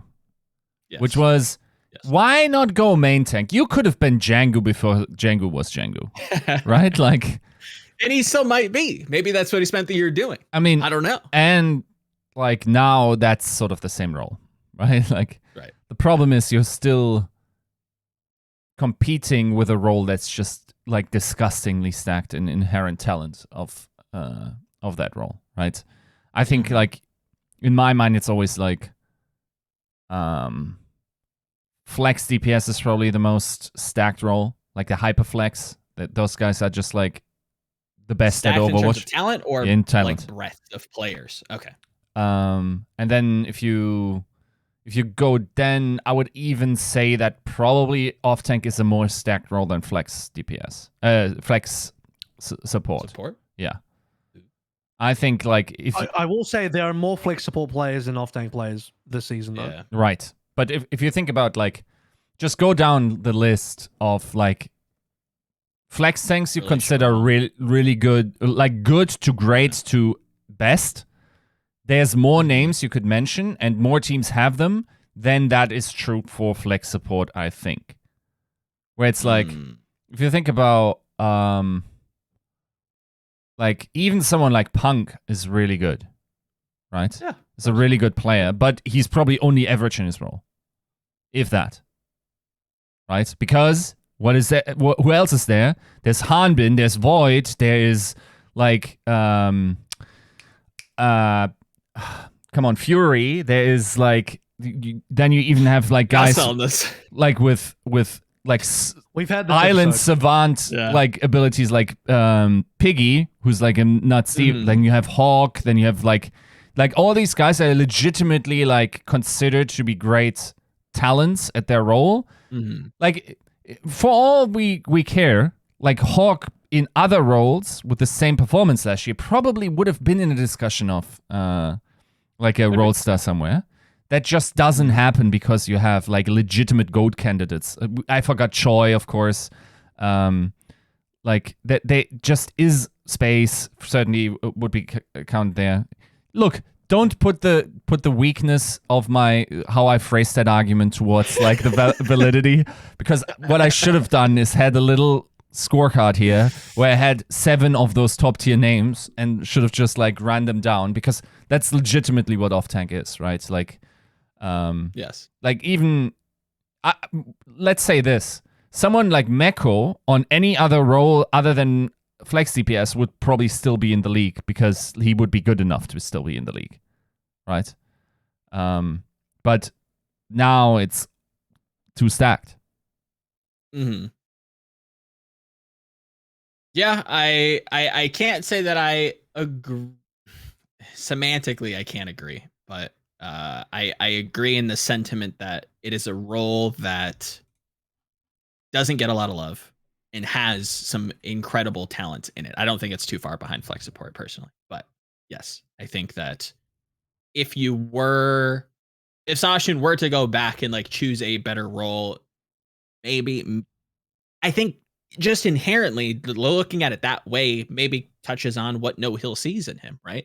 You take this kind of mechanically gifted, somewhat DPS player, you move him into, he moves himself rather into being a flex tank and kind of vanishes from the public spotlight, comes into your trials, looks pretty good. He's been role fluid before. Why wouldn't that necessarily transition in Overwatch 2? Why not take a calculated gamble with this new game? It is still a player that like definitely hasn't been around a while. Where I mean, it's a gamble. It will still be a gamble at the end of the day. I have to think as well. Like in my mind, were there better options for the tank position that's within No Hill's reach? And I mean, dude, the answer is obviously there are better. Like Sato is still out in the open, but Sato might not be willing to play for Valiant, right? Is what I'm saying. So when I say within Sure. No Hill's reach, meaning a player that is both good and available and also willing to play for Valiant for whatever they're willing to pay that person. Yep. And I mean, based on that, I don't know, like, yeah, Gargoyle's there, but I think it's heavily rumored that Gargoyle probably, well, it's not heavily rumored, but you can make some assumption to say that there's a good chance Kuki just brings Gargoyle in for New York because they still need a second tank. Probably. And they need 6 players. Yeah. We do know that, and when I say we do know, I think there's a very reasonable assumption to make that No Hill will get another tank player because Whooyal is apparently not playing the team. He's going to be coaching. Yeah. Which means they're still missing a tank player. Are you really going to bank your entire season on Sasin? Yeah. I think that's a bit rough. I think that's a lot an to ask. odd bet. It's very. And I hands in the air at that point when I go and I look at Valiant and I go, all right, No Hill. Like this is make or break. Make a play for 2U even, like somebody, anyone. Gable, I don't know. Like there's definitely more options. And that's just in the off tank. I mean, there's still main tanks that they can make a play for. Dream is still LFT. Yep. Among's LFT. I think that's a big one actually, because he's a Chinese player, and this is one of the few places that he could go. Takoyaki's probably LFT. It feels very much like No Hill has a very clear view of what this game is supposed to be, or what like he thinks this game is going to be, and is like drafting for it. Like you look at how many DPS he signed, there has to be a plan in mind. I don't think anybody with his pedigree of success doesn't come in half-cocked, right? Yeah, the plan in mind is that that he wants to have the flexibility to play whatever he needs to in a DPS manner, because I think we all know DPS will be important in Overwatch 2. At least we all think it will be, like more so than Overwatch 1 is what we're saying. Yep. And he wants to be as stacked as possible in DPS to try and make up for that, or trying to be in a position to have what it takes to do well in a DPS dominant kind of game. But I still think that I was actually, and again, I was super surprised that they went towards a 4th DPS. Like, to me, that didn't make a lot of sense. It does if you're a team like Dallas with a bigger budget, and you're known for bigger teams. But if you're a team like Valiant, who last year you were on the most minimum of minimum budgets that is absolutely possible, it's wild that you'd go for a 4th DPS. So, I'm not too sure on that. Whereas tank seemed to be more important. Like if I was No Hill, again, I don't know his full plan, and I don't know everybody that's on this team. He surely hasn't announced them all. But I would have imagined that getting a strong tank would have been a priority at this stage. So we play the drafting game, If I was playing the drafting game as Valiant, I'd be like, I got 3 DPS, I got 2 supports, I need some good tanks. That's what I need right now. And I feel like Sasin's an interesting start. I don't know that I feel great about it. I think there are better options. I just hope that those options are within reach of No Hill. Agreed. I think I agree wholeheartedly that there's probably needs to be somebody else. I don't know that I would go all in on somebody who has, great trials or has played in tier 3 if Sasin's even done that much. I know, or I think I would be safer in No Hill's position if we had a little bit more redundancy, and it seems like that's something that he values quite highly, right? However, I'm of the opinion that I think he's very tunneled in on mechanics. He wants to be mechanically proficient to like the value of his budget, and I don't think he's going to go with a main tank. I think he's probably going to sign another off tank, and I have to imagine it's probably going to be a Chinese off tank. So I'm looking at somebody like, and then you're really getting in there, right? Like it's not necessarily a role that like screams depth. Or bringing Shocheng back. Bring him back. Pretty much. I mean, if I'm going to be honest, it kind of fits the bill. And anybody who knows me, Kenobi, I'm kind of speaking to you here, brother in the bottom left. Bottom right. Not a big fan. Bottom right, whatever. Forgive me. I was never a gigantic fan.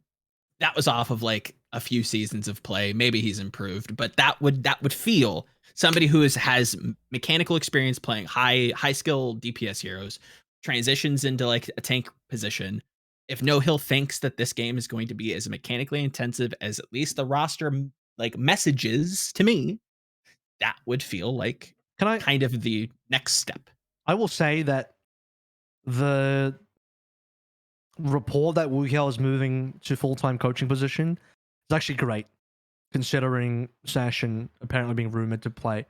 Because if he wasn't, then your tank line for the Valiant for this year is literally Whooyal Sasin, which I don't feel great about. I'd be fine for one of these players to pair with a main tank player or somebody else that has a bit more firepower. Mm-hmm. But if it was a Sasin Whooyal duo, because you're not getting a third tank, there's only Hangzhou have a third tank, and that's because they just happen to have 3. I don't think they. If they were starting from scratch, I don't think you would choose to have 3. They just happen to already have 3. Yeah. I don't think Valiant would go for 3 tanks, so they would literally be stuck on Sasin Whooyal, which would suck. So now it's Sasin, and you're just hoping No Hill gets another tank that has a bit more bite, because Sasin's been out of the game for a while, and he was reasonable on Hangzhou, but not a standout player. Mm-hmm. Guy was benched for Rhea for a long time as well. I mean,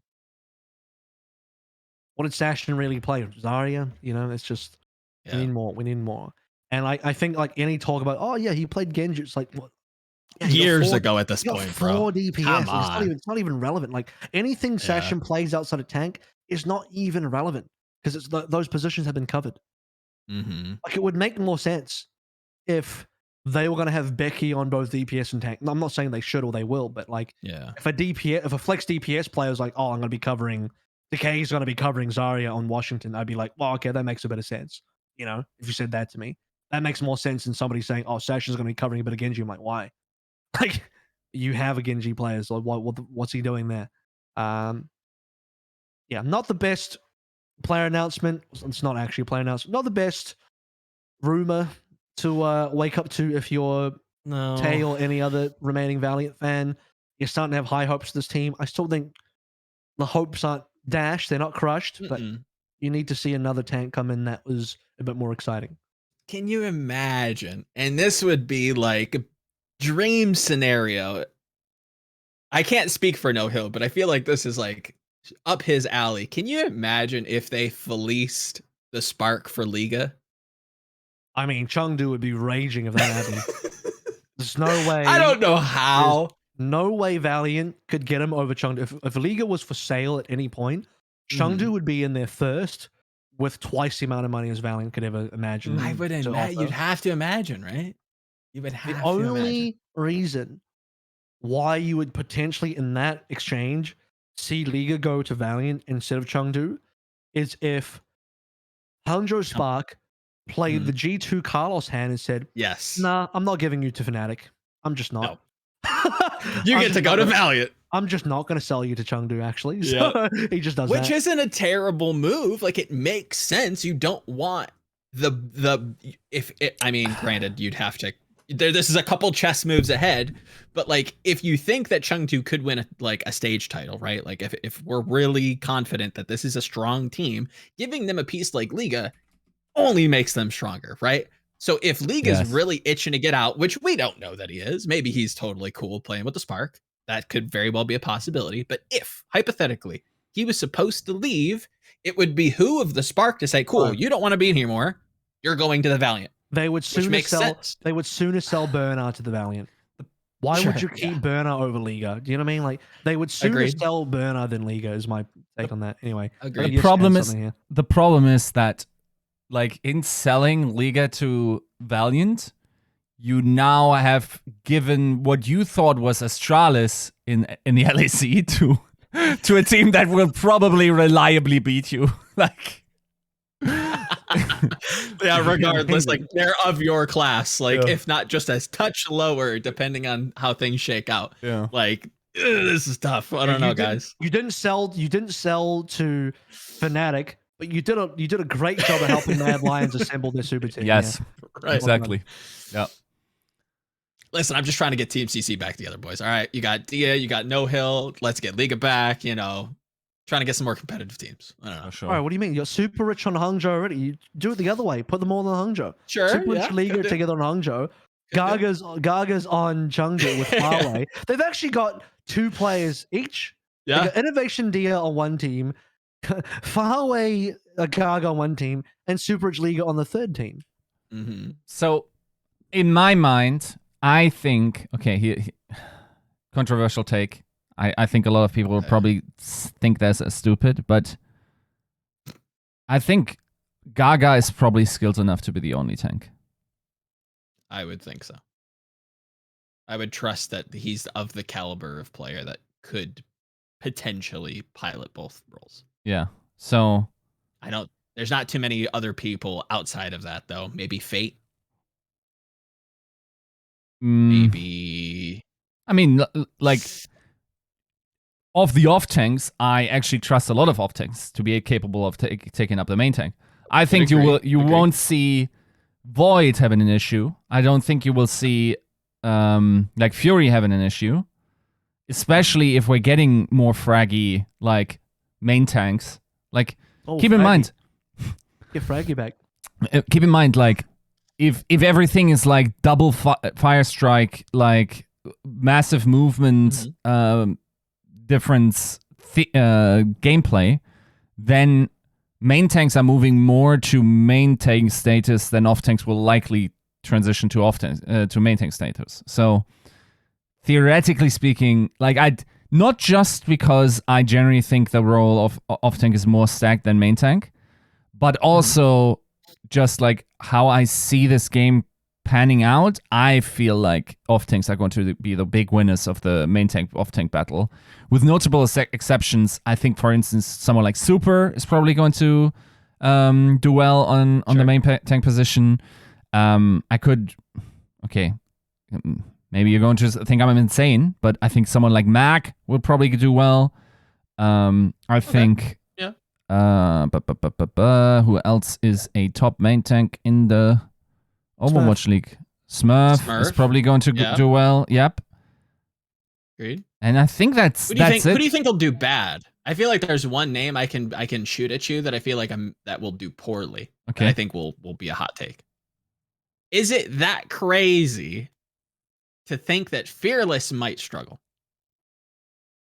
Granted, they have Hanbin, right? No, like they're just going to start Hanbin, but I really don't think he won't struggle, but he also won't play because Hanbin exists. Exactly. Yes, I think that's what's happening. Yes. Agreed. Wow. I don't like. Man, Unless I really don't want to ultimate. shit on the guy because like he already gets so much unjustified criticism, and people actually don't realize that he carried his team last year. But I think Gator is going to have a hard time against Hawk as well. Yeah, agreed. Like Gator might effectively just be head coaching that team next year in practical. That's what I think is like going to be important for them, is that because he's been pushed as like this big vocal voice, and because like the coaching staff, or granted like the players and the coaching staff, I guess, have been so like colorful in the way that they view the game, I think he stays and I think they build around him. I think they're going to kind of like do their own thing. I can see Atlanta doing that like very hard. While everybody's playing like this crazy new off tank or like trying to like push to like these crazy diva buffs or whatever the hell we get. I can see Atlanta being like very traditional almost in some of the things that they do, or finding what Gator's very strong with in this new like platform and running with that. I don't think you want to let that go. So, moving on, unless anybody has any thoughts about Sasin or Whooyal or Valiant. We talk about the Valiant a lot on this podcast, actually. We talk about them quite a decent amount. They like drip feed content, you know? They do. Well, they don't even do that. They somehow they drip it to Halo, who then drips it publicly, and then we get that. Agreed. So cool. We do it for the Chinese fans, obviously, as Eric is saying. You know, they like hearing updates about the Valiant. So that'd be interesting to know if they do that. 2 tournaments are coming up, which are quite interesting. Now, we just had 2 tournaments. Is the Mayhem Classic finished? I think it might be. We just had 2 tournaments in Overwatch 1. It's crazy how in March now, we're getting this like uptick of events in Overwatch 1. Kind of weird. March, February. But we just had Empowerment Cup, just had Mayhem Classic. Recently announced is Shock versus O2 Blast Showmatch. Okay, that's not a tournament, but it's a thing. We'll talk about that one first. So some time ago, there was an announcement from NRG Corey. If you don't know who NRG Corey is, he's the vice president of the San Francisco Shock, and he also obviously works for NRG, who is the parent company. And he said they were looking to put together a show match between Shock and O2, who'd be keen on that. And everyone's like, "Ooh, that sounds pretty good." And now that's been announced, and it's happening on Friday, March 11th at 4 p.m. Pacific. So I'll be down on youtube.com/sfshock. And for anyone wondering, no, it's not going to be Overwatch 2. It will not be Overwatch 2. This is going to be on Overwatch 1. But what we don't know is it going to be on 6v6 or they're going to play in the 5v5 workshop code? I assume it'll be 6v6 because I had heard that the workshop code, while good, is still scuffed. And I don't know how keen Shock would be to show scuffed workshop when they can just play 6v6, which works and everyone's familiar with. So they're going to be playing with their current rosters, so Shock's current roster versus O2 Blast's current roster. However, have Shock announced 6th player yet? They have, right? Oh, they do. They actually do have 6 players, so they can actually play. I was going to say, if they don't have 6 players, they have to like make a rapid announcement. So they actually have 3 DPS, 1 tank, 2 support, which means one of the DPS needs to go tank. That'll be interesting. And they are going to be playing against O2 Blast with their new rosters. And O2 Blast recently picked up some heavy hitters like Heesang, where, for those that don't know, Heesang is currently underage. But Heesang next to Speedily, I would say the top 2 contenders players that are underage and have not been picked up in Overwatch League because they're underage. No. I guarantee you Speedily and Heesang will be in the league next year because they're fucking dynamite. These 2 guys are so good. What Speedily from NA, Heesang from Korea. If I'm going to be biased, I think Heesang is better because, you know, Korea, whatever, but it's just my APAC bias showing. Yeah, so you got the new Spectre join as well. Max Jump and FaZe still there. They got Aiden and Ho1, who are the new support line. Probably a bit of a downgrade from Vindame and Vindame Chio plus Finn. I mean, that's a fucking incredible. All 3 of those supports went to the Overwatch League just to show you how good that was. So, yeah, it'll be interesting. I don't know what's going to happen. I don't know how seriously they're going to take it. I can imagine if you're O2 Blast, you're going to take it fucking seriously because if you're the tier 2 team, you want to beat the Overwatch League team. Yeah. So that's going to be interesting. At this point, not to you know undermine your point, AVRL, but it's like I don't know that the community really cares. I think they just want something to like feel good about, right? And I think this is one of those things that's like I will always support teams and tune in and try to, view. I'm really eyeing some of that Shock O2 like collaborative merch. It's kind of a touching point in history. You get to celebrate the academy start, if you will, for one of the dynasties of the Overwatch League era. This is an event that I think I wish more teams would put more like weight into getting out there, putting your team out there, showing the first looks. People are going to be excited to see what these players look like. They, either they haven't watched them in contenders or they have and they want to see them play with their new squad against their old squad. Like it's fun.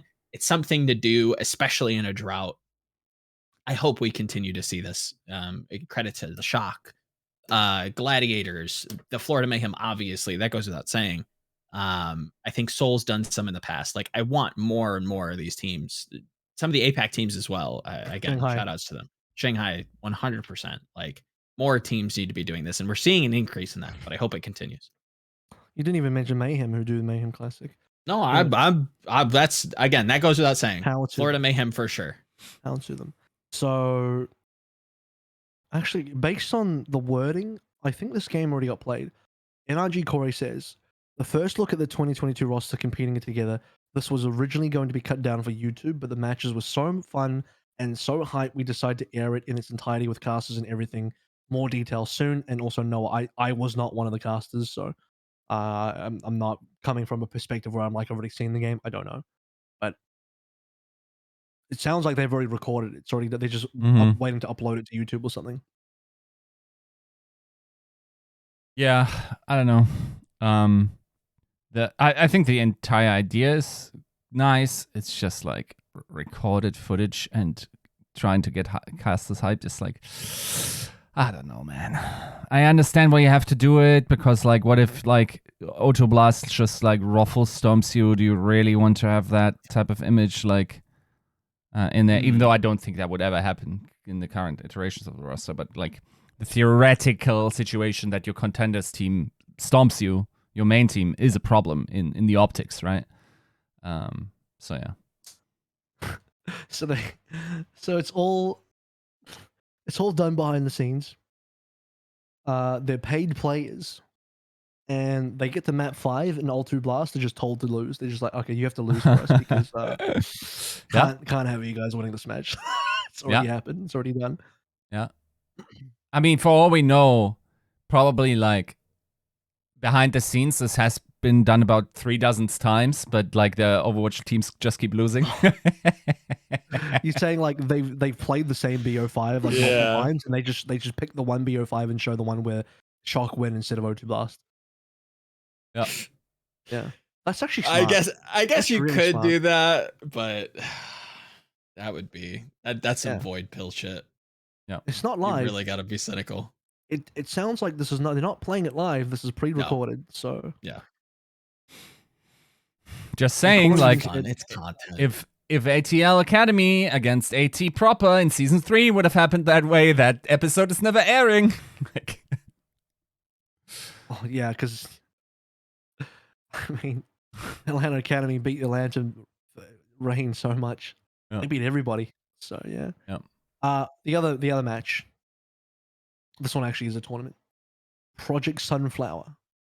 Now, Monkey Bubble, if you don't know who Monkey Bubble are, they are a broadcast company who have produced the Contenders NA and EU broadcasts in the last year. So they've done a bunch of tier 2 contender stuff. They've done, I believe they did Mayhem Classic as well. They've done a whole bunch of different other tier 2 stuff, and they've done a lot of Overwatch productions over the past X amount of years. And they have announced a tournament called Project Sunflower, which is a tournament to raise money for Care Ukraine Crisis Fund. That's the name of the charity.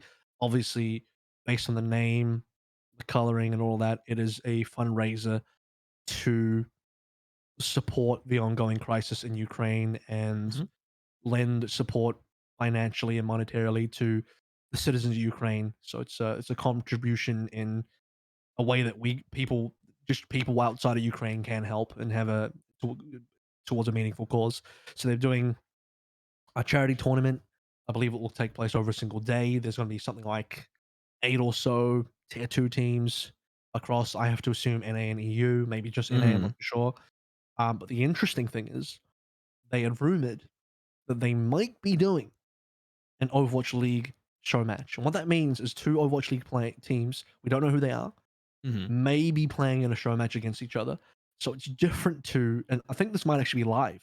And this is Okay. different to the Shock O2 thing because that's an Overwatch League team playing against their respective academy. This is 2 separate Overwatch League teams playing in 6v6. Again, I have to assume it's 6v6. Right. No, I mean, I won't. How to put this? It's more content. Shout out to Monkey Bubble. Credit to them. There's a lot of love and work that gets put in behind the scenes there. I get to hear like small bits of it from time to time. I know they do great things.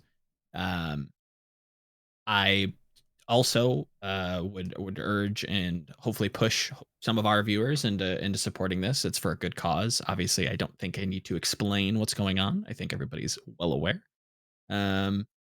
And yeah, I'm excited to see if the rumor is true that we do get to see some Overwatch League teams, participating. That's also exciting, and I hope that it goes off without a hitch. Again, more content's good content, especially in this drought. So, hats off to him, really. How do you feel about 2 Overwatch League teams playing in a show exhibition? Because, I mean, I suppose Better it than doesn't nothing have, at this point. I suppose it has no impact on Overwatch 2, considering you're not leaking strats when you're about to play a new game. So Yeah, fuck it. not gonna lie, it kind of feels like L plus ratio plus not even Overwatch 2. Like, it's not super important to us, but I don't think it is content Yiska. for us. Right, it's this or nothing. Yes. So you can have this or you can have nothing. What do you want? see, this is pretty close. No, okay, I'm not gonna be an asshole. Yeah, okay, I guess. I want to make a joke so bad. I just can't bring myself to do it. I really can't. Yeah, This is not content I care about. No, it's not, and that's I okay. care about it. I like And it. that's fantastic.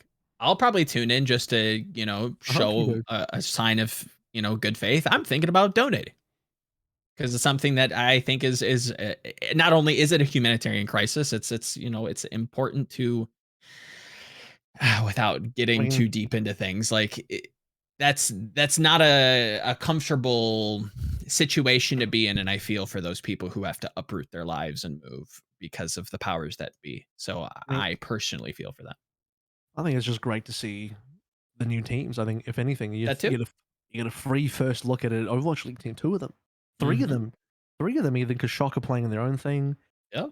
Well, actually, maybe Shock playing this as well. I don't know, but let's just assume it's 3 different teams, Shock playing their own thing, then 2 different teams playing this. You get to see 3 new Overwatch League teams in action. How cool would that be? Yeah. It's we're starting to spool things up. It's time to get excited. Yes, it's not the most exciting thing. Nor is it the most competitive, but it's better than nothing. And you're supporting a good cause. I mean, you ain't gonna see them playing Overwatch 2, even if they had it. So they're probably taped up, NDA'd.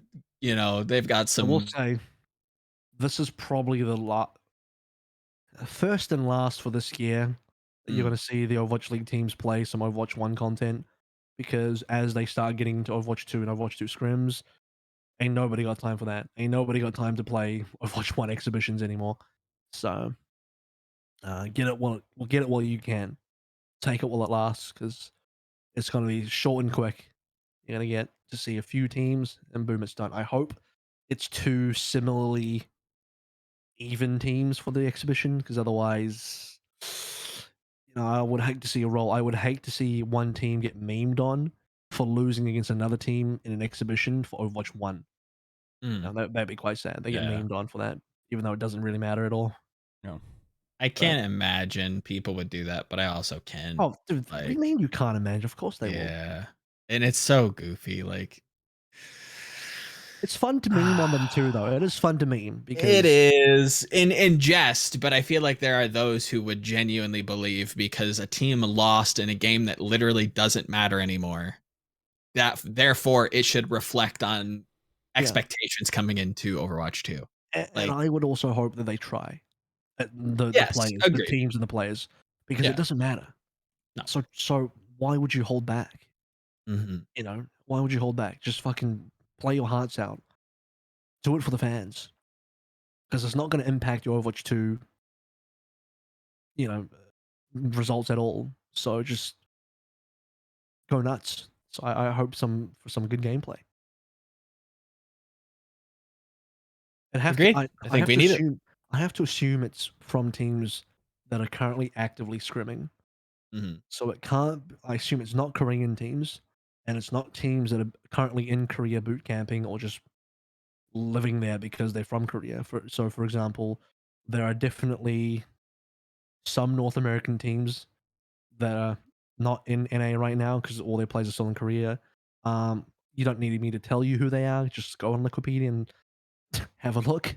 I'm sure you'll figure out which teams are not currently in North America. So if anything, it could be Shock that'll be playing this match. Oh no, it can't be Shock. I think Shock have their Korean players in Korea and O2 Blast are in Korea, so they'd be playing on Korean servers on Korean ping. So you got guys like Super and Sam would be a fucking disgustingly bad ping, well not the worst, but bad ping in their show match. So it's got to be some NA teams, probably Florida and who? Florida, maybe Vancouver, You think Glads might be ready? maybe Glads. Maybe. A London in NA yet? Maybe not. No Maybe idea. not. I don't think Paris is either. Yeah, It's probably Florida. I think Florida are probably playing. Yeah, I've seen they've not only they're in NA. They're all in NA. yeah. Is Majed in yet? Is there Majed in? I feel like that's like the big meme is like, haha, because your visa's delayed, like you're not here yet. Oh, he'll just be on ping then, maybe. Yeah. Rain. It could be Rain. Rain could be playing. Yeah, They're all like 6 of them are fucking North American. Well, I think except that for would Kai. be Kai's not, but yeah. That's a good shout. Some other decent than that, teams though. Some exciting yeah. prospects to see Bruh, firsthand. Give me Glad's Rain. Oh, can you imagine it was Glad's Rain? If it was Glad's Rain, Yiska might even watch. Yeah, I might. Well, what if it was like Florida Boston? Would you watch Florida Boston? Here's my problem. I'm actually okay. I'm not.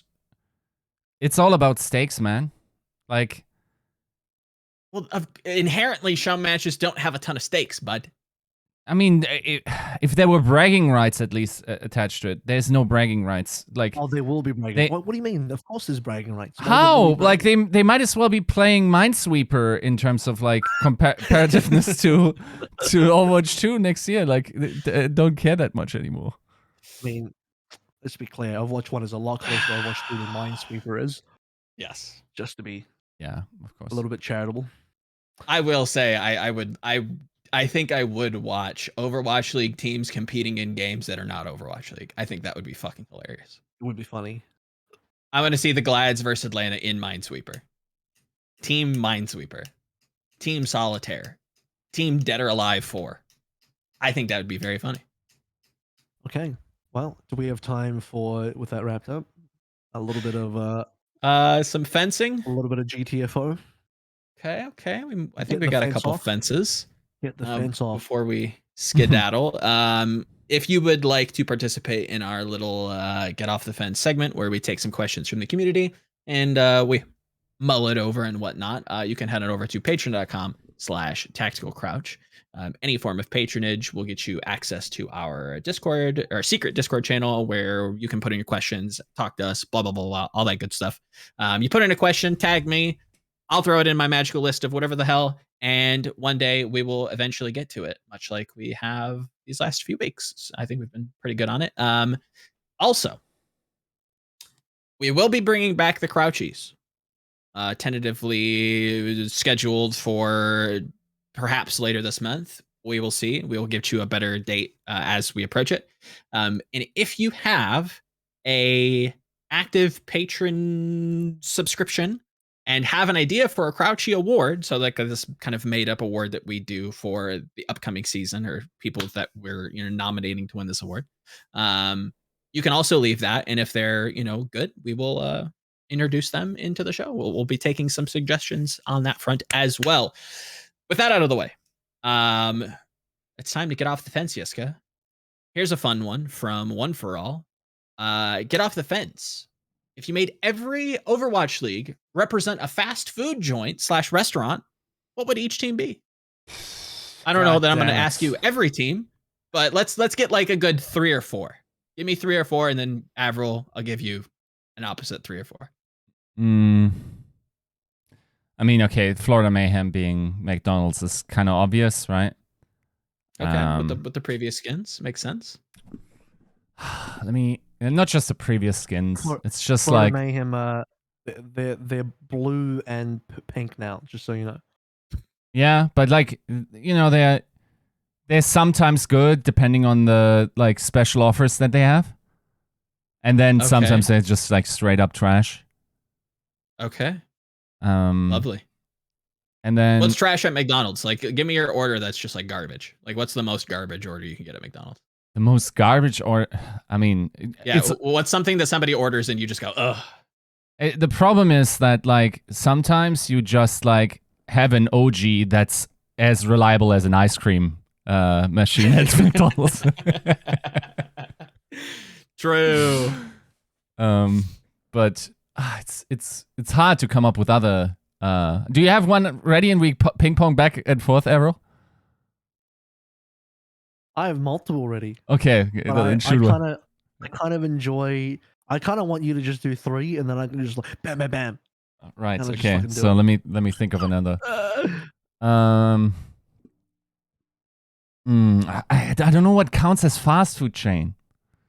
Like, what do you mean? It's like Red Lobster fast food chain? Probably not, right? What's Red Lobster? It is a restaurant. So to be fair to the question, One for All asked if you made every Overwatch League team represent a fast food joint / restaurant. It might as well be fast food. I don't think it necessarily counts as fast food, but does count as a restaurant. So I will give it to you. Okay, so I think Red Lobster is probably like something like the Los Angeles Gladiators. Like overpriced, but not that good. Okay. I didn't know this was going to turn into throwing shade. At least you could get Olive Garden. At least they have good breadsticks. Oh my god. Nah. That's too obvious of one, right? Like those connections. What? Do I have another one? Let me think. I think Toronto Defiant is Domino's. Because like whenever I order on Domino's, it's like their pictures look very tasty, right? Like it looks like it could be something, it could be going somewhere, and then you get that piece of shit pizza and it always sucks. And it always leaves you like completely like wanting like more, and like this had a potential, like on paper this is a good recipe, but it's just like greasy and shit. Like it's not what it's supposed to be, man. That's my 3. That sounds like more like McDonald's to me, but fair enough. That is 3. I did ask for 3. AVRL, I'm going to ask you for 3 Overwatch League teams and their fast food / restaurant counterparts. Yeah, I'm just gonna answer in a way that everyone's gonna hate. Everyone's gonna hate me for these answers. You ready? Right. Here we go. I am. Vancouver, Pizza Hut. Dallas Field, Jack in the Box. Oh, come on. Makes sense. I mean, they already are tied. San Francisco Shock, McDonald's. All right, I'm gonna need some explanations on these first. Atlanta Rain, also McDonald's. Florida Mayhem, Zaxby's. Good. Do I need to explain these? Because I feel like These this is are all self-explanatory. sponsored, Joe. Come on. I think some of them make a lot of sense, but then there are some of them I'm just Joe. like, I'm not Joe. understanding this. What do you mean? They are sponsored by these organizations. They are direct sponsors. Oh, true. Joe didn't know that. Joe didn't know that. True. No, I knew that. I just forgot. Joe's just like, he did the O face, like, oh, I True. forgot. Don't I let just named 5 teams and their respective fast food sponsor. Yep. That's what I just did. don't let any marketing executive let Joe see this, because like this guy's very obviously a consumer of those products, while also not being at all aware which team is advertising for which company, which means their marketing doesn't work. I don't know how to take that, so we're moving on to the next question. I got one. I got one that I got okay, actually. one Can I more. just do one that like Yeah. I think this is not one where I'm cheating and it's just like, oh yeah, the team is sponsored by this fast food brand. Right. This is more along the lines of what Yiska is doing, but I've only got one because I've already done like 5 teams. I'm like, not gonna waste people's time any longer. 5 guys, LA Gladiators. And the reason for that is I've only had, and this is something I've actually had. This is one of those American fast foods, that one of the few that I've had. The reason I say that is because the one time I had 5 guys, like, looks really good, tastes pretty good, but kind of leaves you really fucking greasy. It's just like, fuck, I ate a tub of oil. I feel like I've just binged on it, you know.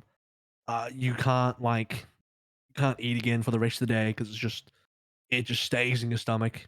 And the reason why I say LA Gladiators is because I think they have that attractive quality, but you know, then you look at last year and it just doesn't go down well, you know, like, shit, just lost to McDonald's, lost to Atlanta Reign, didn't make it further, had a pretty rough 3 tournaments before they got to the Countdown Cup, you know. Feels good when you're eating it, then when you're digesting, you're like, fuck, maybe I made a mistake. Shit, I trusted the Glads again, fuck. Yeah. Now, who's the Chipotle of? Come on, Joe. Like, which team I've never had would it be? Chipotle. Chipotle. Okay, so somebody who's like fast food, but like feigning fresh, feigning quality. And gives you that the to wildest me- shit. I don't get big shits from actually that's not true. If I get the hot stuff, I have white boy appetite, boys and girls. I'm not gonna lie to you. I have a white boy palate, and if things are a little too spicy, then homie's on the toilet for at least a couple hours, and I'm not kidding. Taco Bell. Taco Bell, not so much. Taco Bell isn't that spicy. I can gauge myself with Taco Bell. The level of like parity between Heat's like signatures in Chipotle, there's some levels to that shit. It's like cut like an onion. I would say Chipotle to me represents Toronto. The way that you describe Toronto, where they're like feigning, like everything looks fresh, everything looks good. You can see it. You can kind of see them prepare the food in front of you. It's all fresh, like everything's cooked to order almost. And then you get it, and it just kind of like you eat it, and it kind of tastes good for a little bit. Like it's mediocre, it's edible, it's pretty good, and then it just sits on you, and it just like sits really heavy, and you just feel like dog shit afterwards. Yeah, I would probably say that's Toronto for me, Chipotle, and Toronto. Any last ones before we move on to the next one? I will take that silence as a no. I got one. Okay, last one. LA Valiant, where old LA Valiant is like Subway pre-Jared, or Subway when Jared was there, and then New Valiant is when we found out Jared was a pedophile. I was like, fuck, they broke my trust. Fuck Valiant, they broke my trust. Are they rebuilding it with a little bit of no-hill magic? Yeah, I'm gaining more trust back in Subway now. They mostly don't get my orders wrong when I'm in person. So Fair. It's an improvement. I mean, hey, as long as you're getting what you ordered on your $5 footlong, then can you really go wrong? Do they have that elsewhere? I wonder. Anyways. Not for $5. Here's one from let's do Rex Zane, because I think this one's a little bit or brain stimulating. Not to say that One for Alls wasn't. But Rexane approaches us with a question about VR stadiums. They ask, VR stadiums in esports events or live events. Ignoring the accessibility argument, I want to hear arguments around what would be more beneficial to attract monetizable and marketing viewership. So looking at the differences between VR stadiums, esports events, or VR stadium esports events, or live events. Bro, stop giving Microsoft ideas. Right? This metaverse shit, stop it, please. My brain hurts. Nah, it's already over. That's the reason they're acquiring Blizzard in the first place. Fuck. Microsoft, like, write that down. VR events. I mean, first of all, I'm not gonna lie. VR headsets make me dizzy. Really do. I can't wear them for like more than 2 minutes. I start getting nauseous. Real deal. I don't know what it is. My brain can't handle being in a virtual world where like I'm moving, but my feet are standing still, and my brain can't tell the difference between like it seeing that I'm moving, but knowing that I'm standing still, and that mind fuck like malfunctions my brain. I can't do it.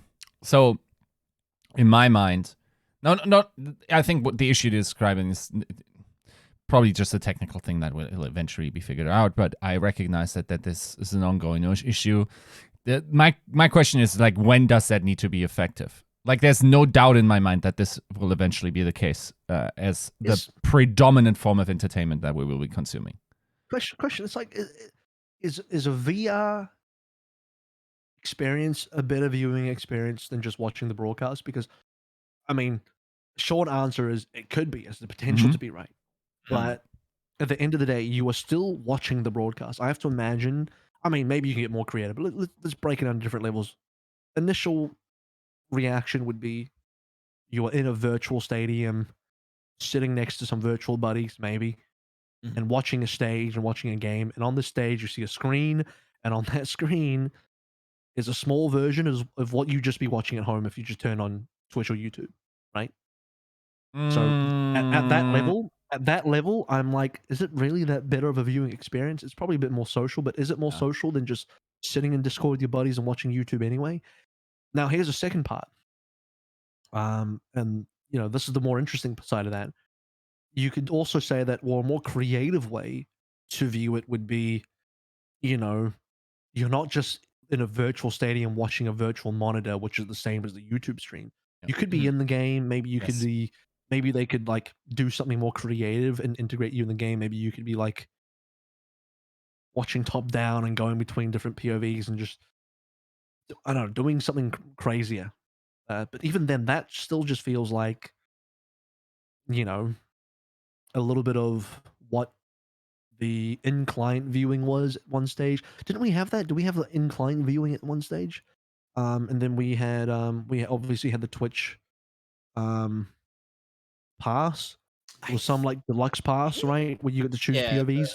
So it's still just kind of that again. You know, it'd have to be more creative. It'd have to be so creative that I can't even imagine what it is, and it's just too cool. Has to be too cool not to do. Yeah. And then I'd believe in it, and then I'd be like, all right, well, that's just too cool. The question is if a game like Overwatch is the best way to do this. I think there's legitimately ways where you could design games with the premise that it's going to be played and consumed in VR. And I think the general idea is like it in my mind, as soon as it works, it's unbeatable. The scalability of it is nuts, right? Like, and the ability to get like be creative. I'll straight up tell you, the potential that I saw during like one of these Travis Scott Fortnite concerts blew every single concert I've ever been at out of the water by 4 or 5 magnitudes. Like, holy fuck, our concerts absolutely boring in terms of the creative freedom that they offer in comparison to what is theoretically possible and what to a decent degree was simulated there, with completely being able to break gravitational barriers, like space-time.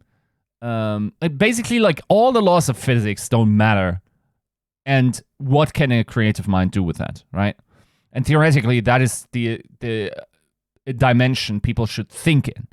And honestly, like, to a degree, I think people lack vision when they don't understand that the metaverse is inevitable. Because that, like, the way and the ability to tap into the expansion of their experience is maybe not easy to see, but, like, you once someone has produced something that sort of vibes with you, you understand that there's, like, a door waiting to be kicked in that is nothing like you've ever watched before, right? And I think, like, Overwatch might not be a great game for that. In my mind, it would probably be an arena. You'd be in a virtual space, whatever. Like, maybe you'd log into a lobby with X amount of people that you want to be inside there. You would have site activities, much like in a game. Those would probably exceed the functionality of usual side games. You would be able to watch the action synchronized with your friends. You would probably be sort of part of the map. You would have the ability to, like, stop and start the action. Maybe, I don't know, like, there's so much that theoretically could be the case. Like, you could transport facial features of the players onto their characters to a degree. Everything to make it a little bit more. I want to say something cursed. This, like, it's very challenging to explain, but this is something that probably will take some time to develop to a satisfactory degree. I think, like, being early to it is sort of like a good idea. It's always like, it's always been the reason why I thought, like, going in on a location-based league is going to be weird in like, judging from what I understand or think what we will be, or where we will be at in 20 or 30 years, and how we will interact. I think there's an argument to be made that we are going to have this in AR more so than anything. So theoretically, think of, like, just wearing AR goggles, being in a public space, but while being able to interact with your friends in the AR space while sitting at a bar. Theoretically, not impossible either. And having unique experiences there, connected, but not to everyone in that physical space. I don't know. The potential is endless, and it like, that's why it's going to be interesting getting creative minds like developers on it, and people that have the technical ability to program engines towards that. But eventually, it's going to be so normalized that it's almost inevitable. There's too much money now. Dude, everyone and their mom is buying a game studio in order to race to, like, predominance in the metaversal sense, right? It is happening. It's inevitable to happen. And to a certain degree, I think there will be something for everyone. It's not going to be, okay, this is... Put this on my gravestone. It's not going to be as a dystopian of an experience as we would expect it from this point of the future.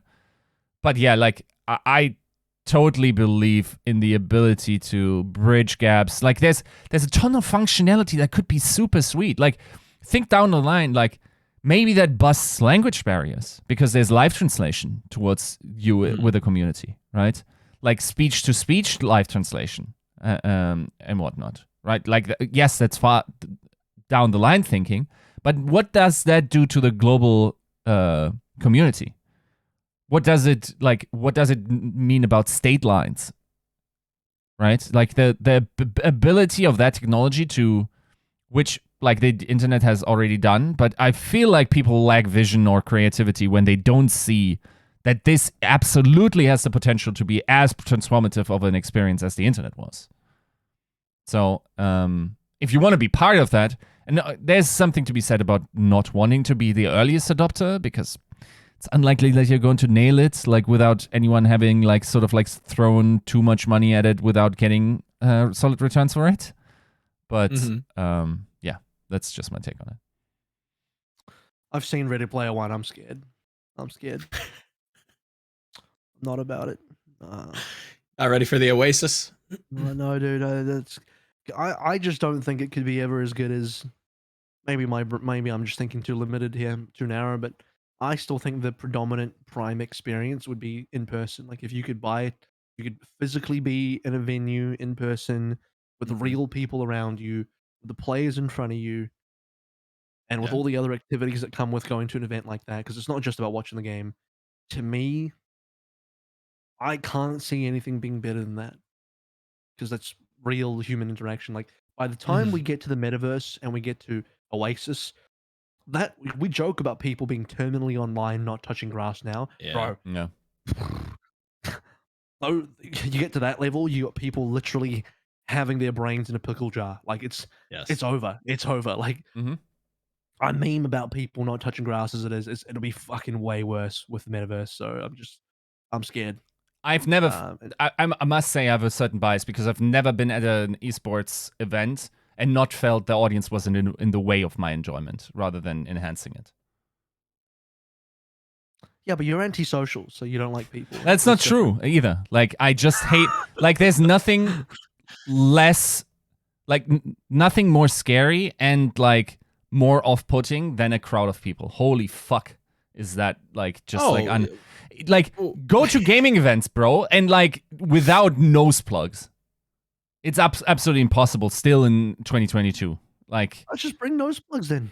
Going to Gamescom was one of the worst experiences. I've been like 3 or 4 times. It was never worth it. I hope in the metaverse it's like 4D, and they like I don't know, like a smell comes out of your fucking PS5 controller or your PlayStation 10 controller, and it's just a bad smell of like what that person would smell like, you know. Just Bad to keep smell it real. 5. Just to keep it real. No, but I last thing I'll say on this. I have a cursed integration that everyone's gonna love hate. You're actually just all gonna hate it. Okay. But like I was listening to Yiska, my brain was turning. I was like, that'll be interesting. What would be really bad would be fan integration in a metaversal VR kind of way, where a fan could spend real world money to impact the game, and then they give their team an advantage. And then esports and all competition becomes literal pay to win. Pay to win esports. Where the fans literally pay money to help their team win. And then whichever team just has more fans paying money just wins. That is the Oasis. That's Ready Player One. Can we at least do like esports tainment first? Can we just have fake esports for the drama, for the lulls? It's real to me, goddammit. But at least as long as we get that first and then we get pay to win esports, I'm okay with that. I think like much less than like a Matrix experience. What's likely going to happen is that we're going to, in our lifetime, marry athleticism and esports, and it's going to become indistinguishable. Like I can almost tell you, your grandchildren or your grandchildren will sit there and go like, "Wait, you just threw a ball around like in a 3-dimensional space, and like everyone was sweaty, and like the hot dogs were shit and stuff." Like it's going to be now we can like still the physicality of the sport is there in the sense that people have to be athletic, and there's probably some translation of physical fitness into the virtual experience, but it's going to be enhanced by like, you know, you now can have, I don't know, like football with a jetpack on, you know, like that sounds so terminally online. That here's a fun fact: I actually plan that when I start my own family, I'm gonna do an Amish. So we're actually we're gonna be an Amish family with no technology, and that way we can be terminally offline, and we're only touching grass. I think that would be a better outcome. I would sooner do that than live in a reality where what you just described is true. Are you convinced that you aren't already? Already what? Living in that reality? I'm not currently Amish. It's a long. It's my long. No, plan. like right now I'm still not. Can you say with absolute certainty that you aren't already locked into the Matrix, experiencing this? I hate you. Oh right. I you. see what you just said. No. Stop trying to be Morpheus, okay? I know you're wanting to run around and hand people pills to take, Right, but next- nobody's taking them, all right? Next white rabbit tattoo I see, I'm following that. I'm following that to wherever it leads me. Get me out. Get me out. I'm with AVRL. I want to live on a farm. We're living to we're trying to make money to escape. We're trying to get a farm in the middle of nowhere with a nice little babbling brook and a few books and some good company. No, look, that doesn't sound bad to me either. Like, I'm totally fine unplugging and like not having that. That's just a different set of experiences. I can be both. I can be both Amish and then go home and like lock my prefrontal cortex into a machine. That's totally possible. I'm gonna find a deserted island, and then like populate that island. With what? But Amishly, but in an Amish kind of way. No technology. That's it. Bro, That's what I'm gonna do. You saying that himself. I hope you have figured out the genetics there, because that sounded real bad. Hey, I mean, hey, we're talking VR. There's got to be something that we can do about this. All right, folks. things ended up okay without any, the world ended up fine. All ended up fine. It's all good. So, it's fine. And you wanted to take out ribs anyway, right? For a certain time. I know, that was you. That was you, motherfucker. You were the one that community deemed would be the most likely to take out your own goddamn rib to snack on your own wiener, all right? What if Don't come for this man. What if Adam did that and God was just like, you don't got to do it. Like, I can do something about that. Now that the rib is already out, like. I feel like at this point we need to kickstart our own Yiska's interpretation of the Bible. Yeah. I just don't like the internet. I just think the internet was a mistake, and life was better before the internet. So, and I think that's provably true as well. So you have a very only headed into. You have a very smart job choice, by the way. I know. Isn't that crazy? Dude, that's wild. And now I'm about to work for Microsoft. Isn't that crazy? It's true. It's fine. I'm doing this to fund my eventual Amish retirement. Yes. That's all it is. That's all it is. Exactly. Retire Amish. How just got to kick a ball around. What happened to just kicking a ball around? Why can't we just do that now? How is it that someone living in Australia, of all places, is like keen on staying in nature? Isn't that just like? I actually hate nature. I'm a city person, or I actually do not like nature at all. I dislike camping. I've done it. Dislike camping a lot. Me too. Behind that's two main doors. The whole island plan actually doesn't sound very attractive at all. I don't know. You know what? Like a nice, like babbling brook. I know nice nothing. Little cottage. I know nothing about building, like settlements. Nothing.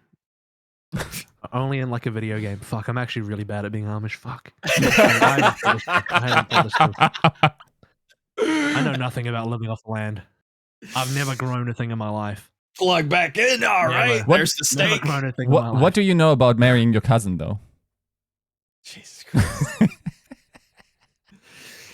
Oh. And with that, that's Get Off the Fence. That's the episode. AVRL, back to you. And with that, we finished Get Off the Fence a while ago. I think we just like kind of slid into an outro. 217, fun times. All right, next week, quick refresh Twitter. Did a big announcement happen? No? Okay, we're okay then.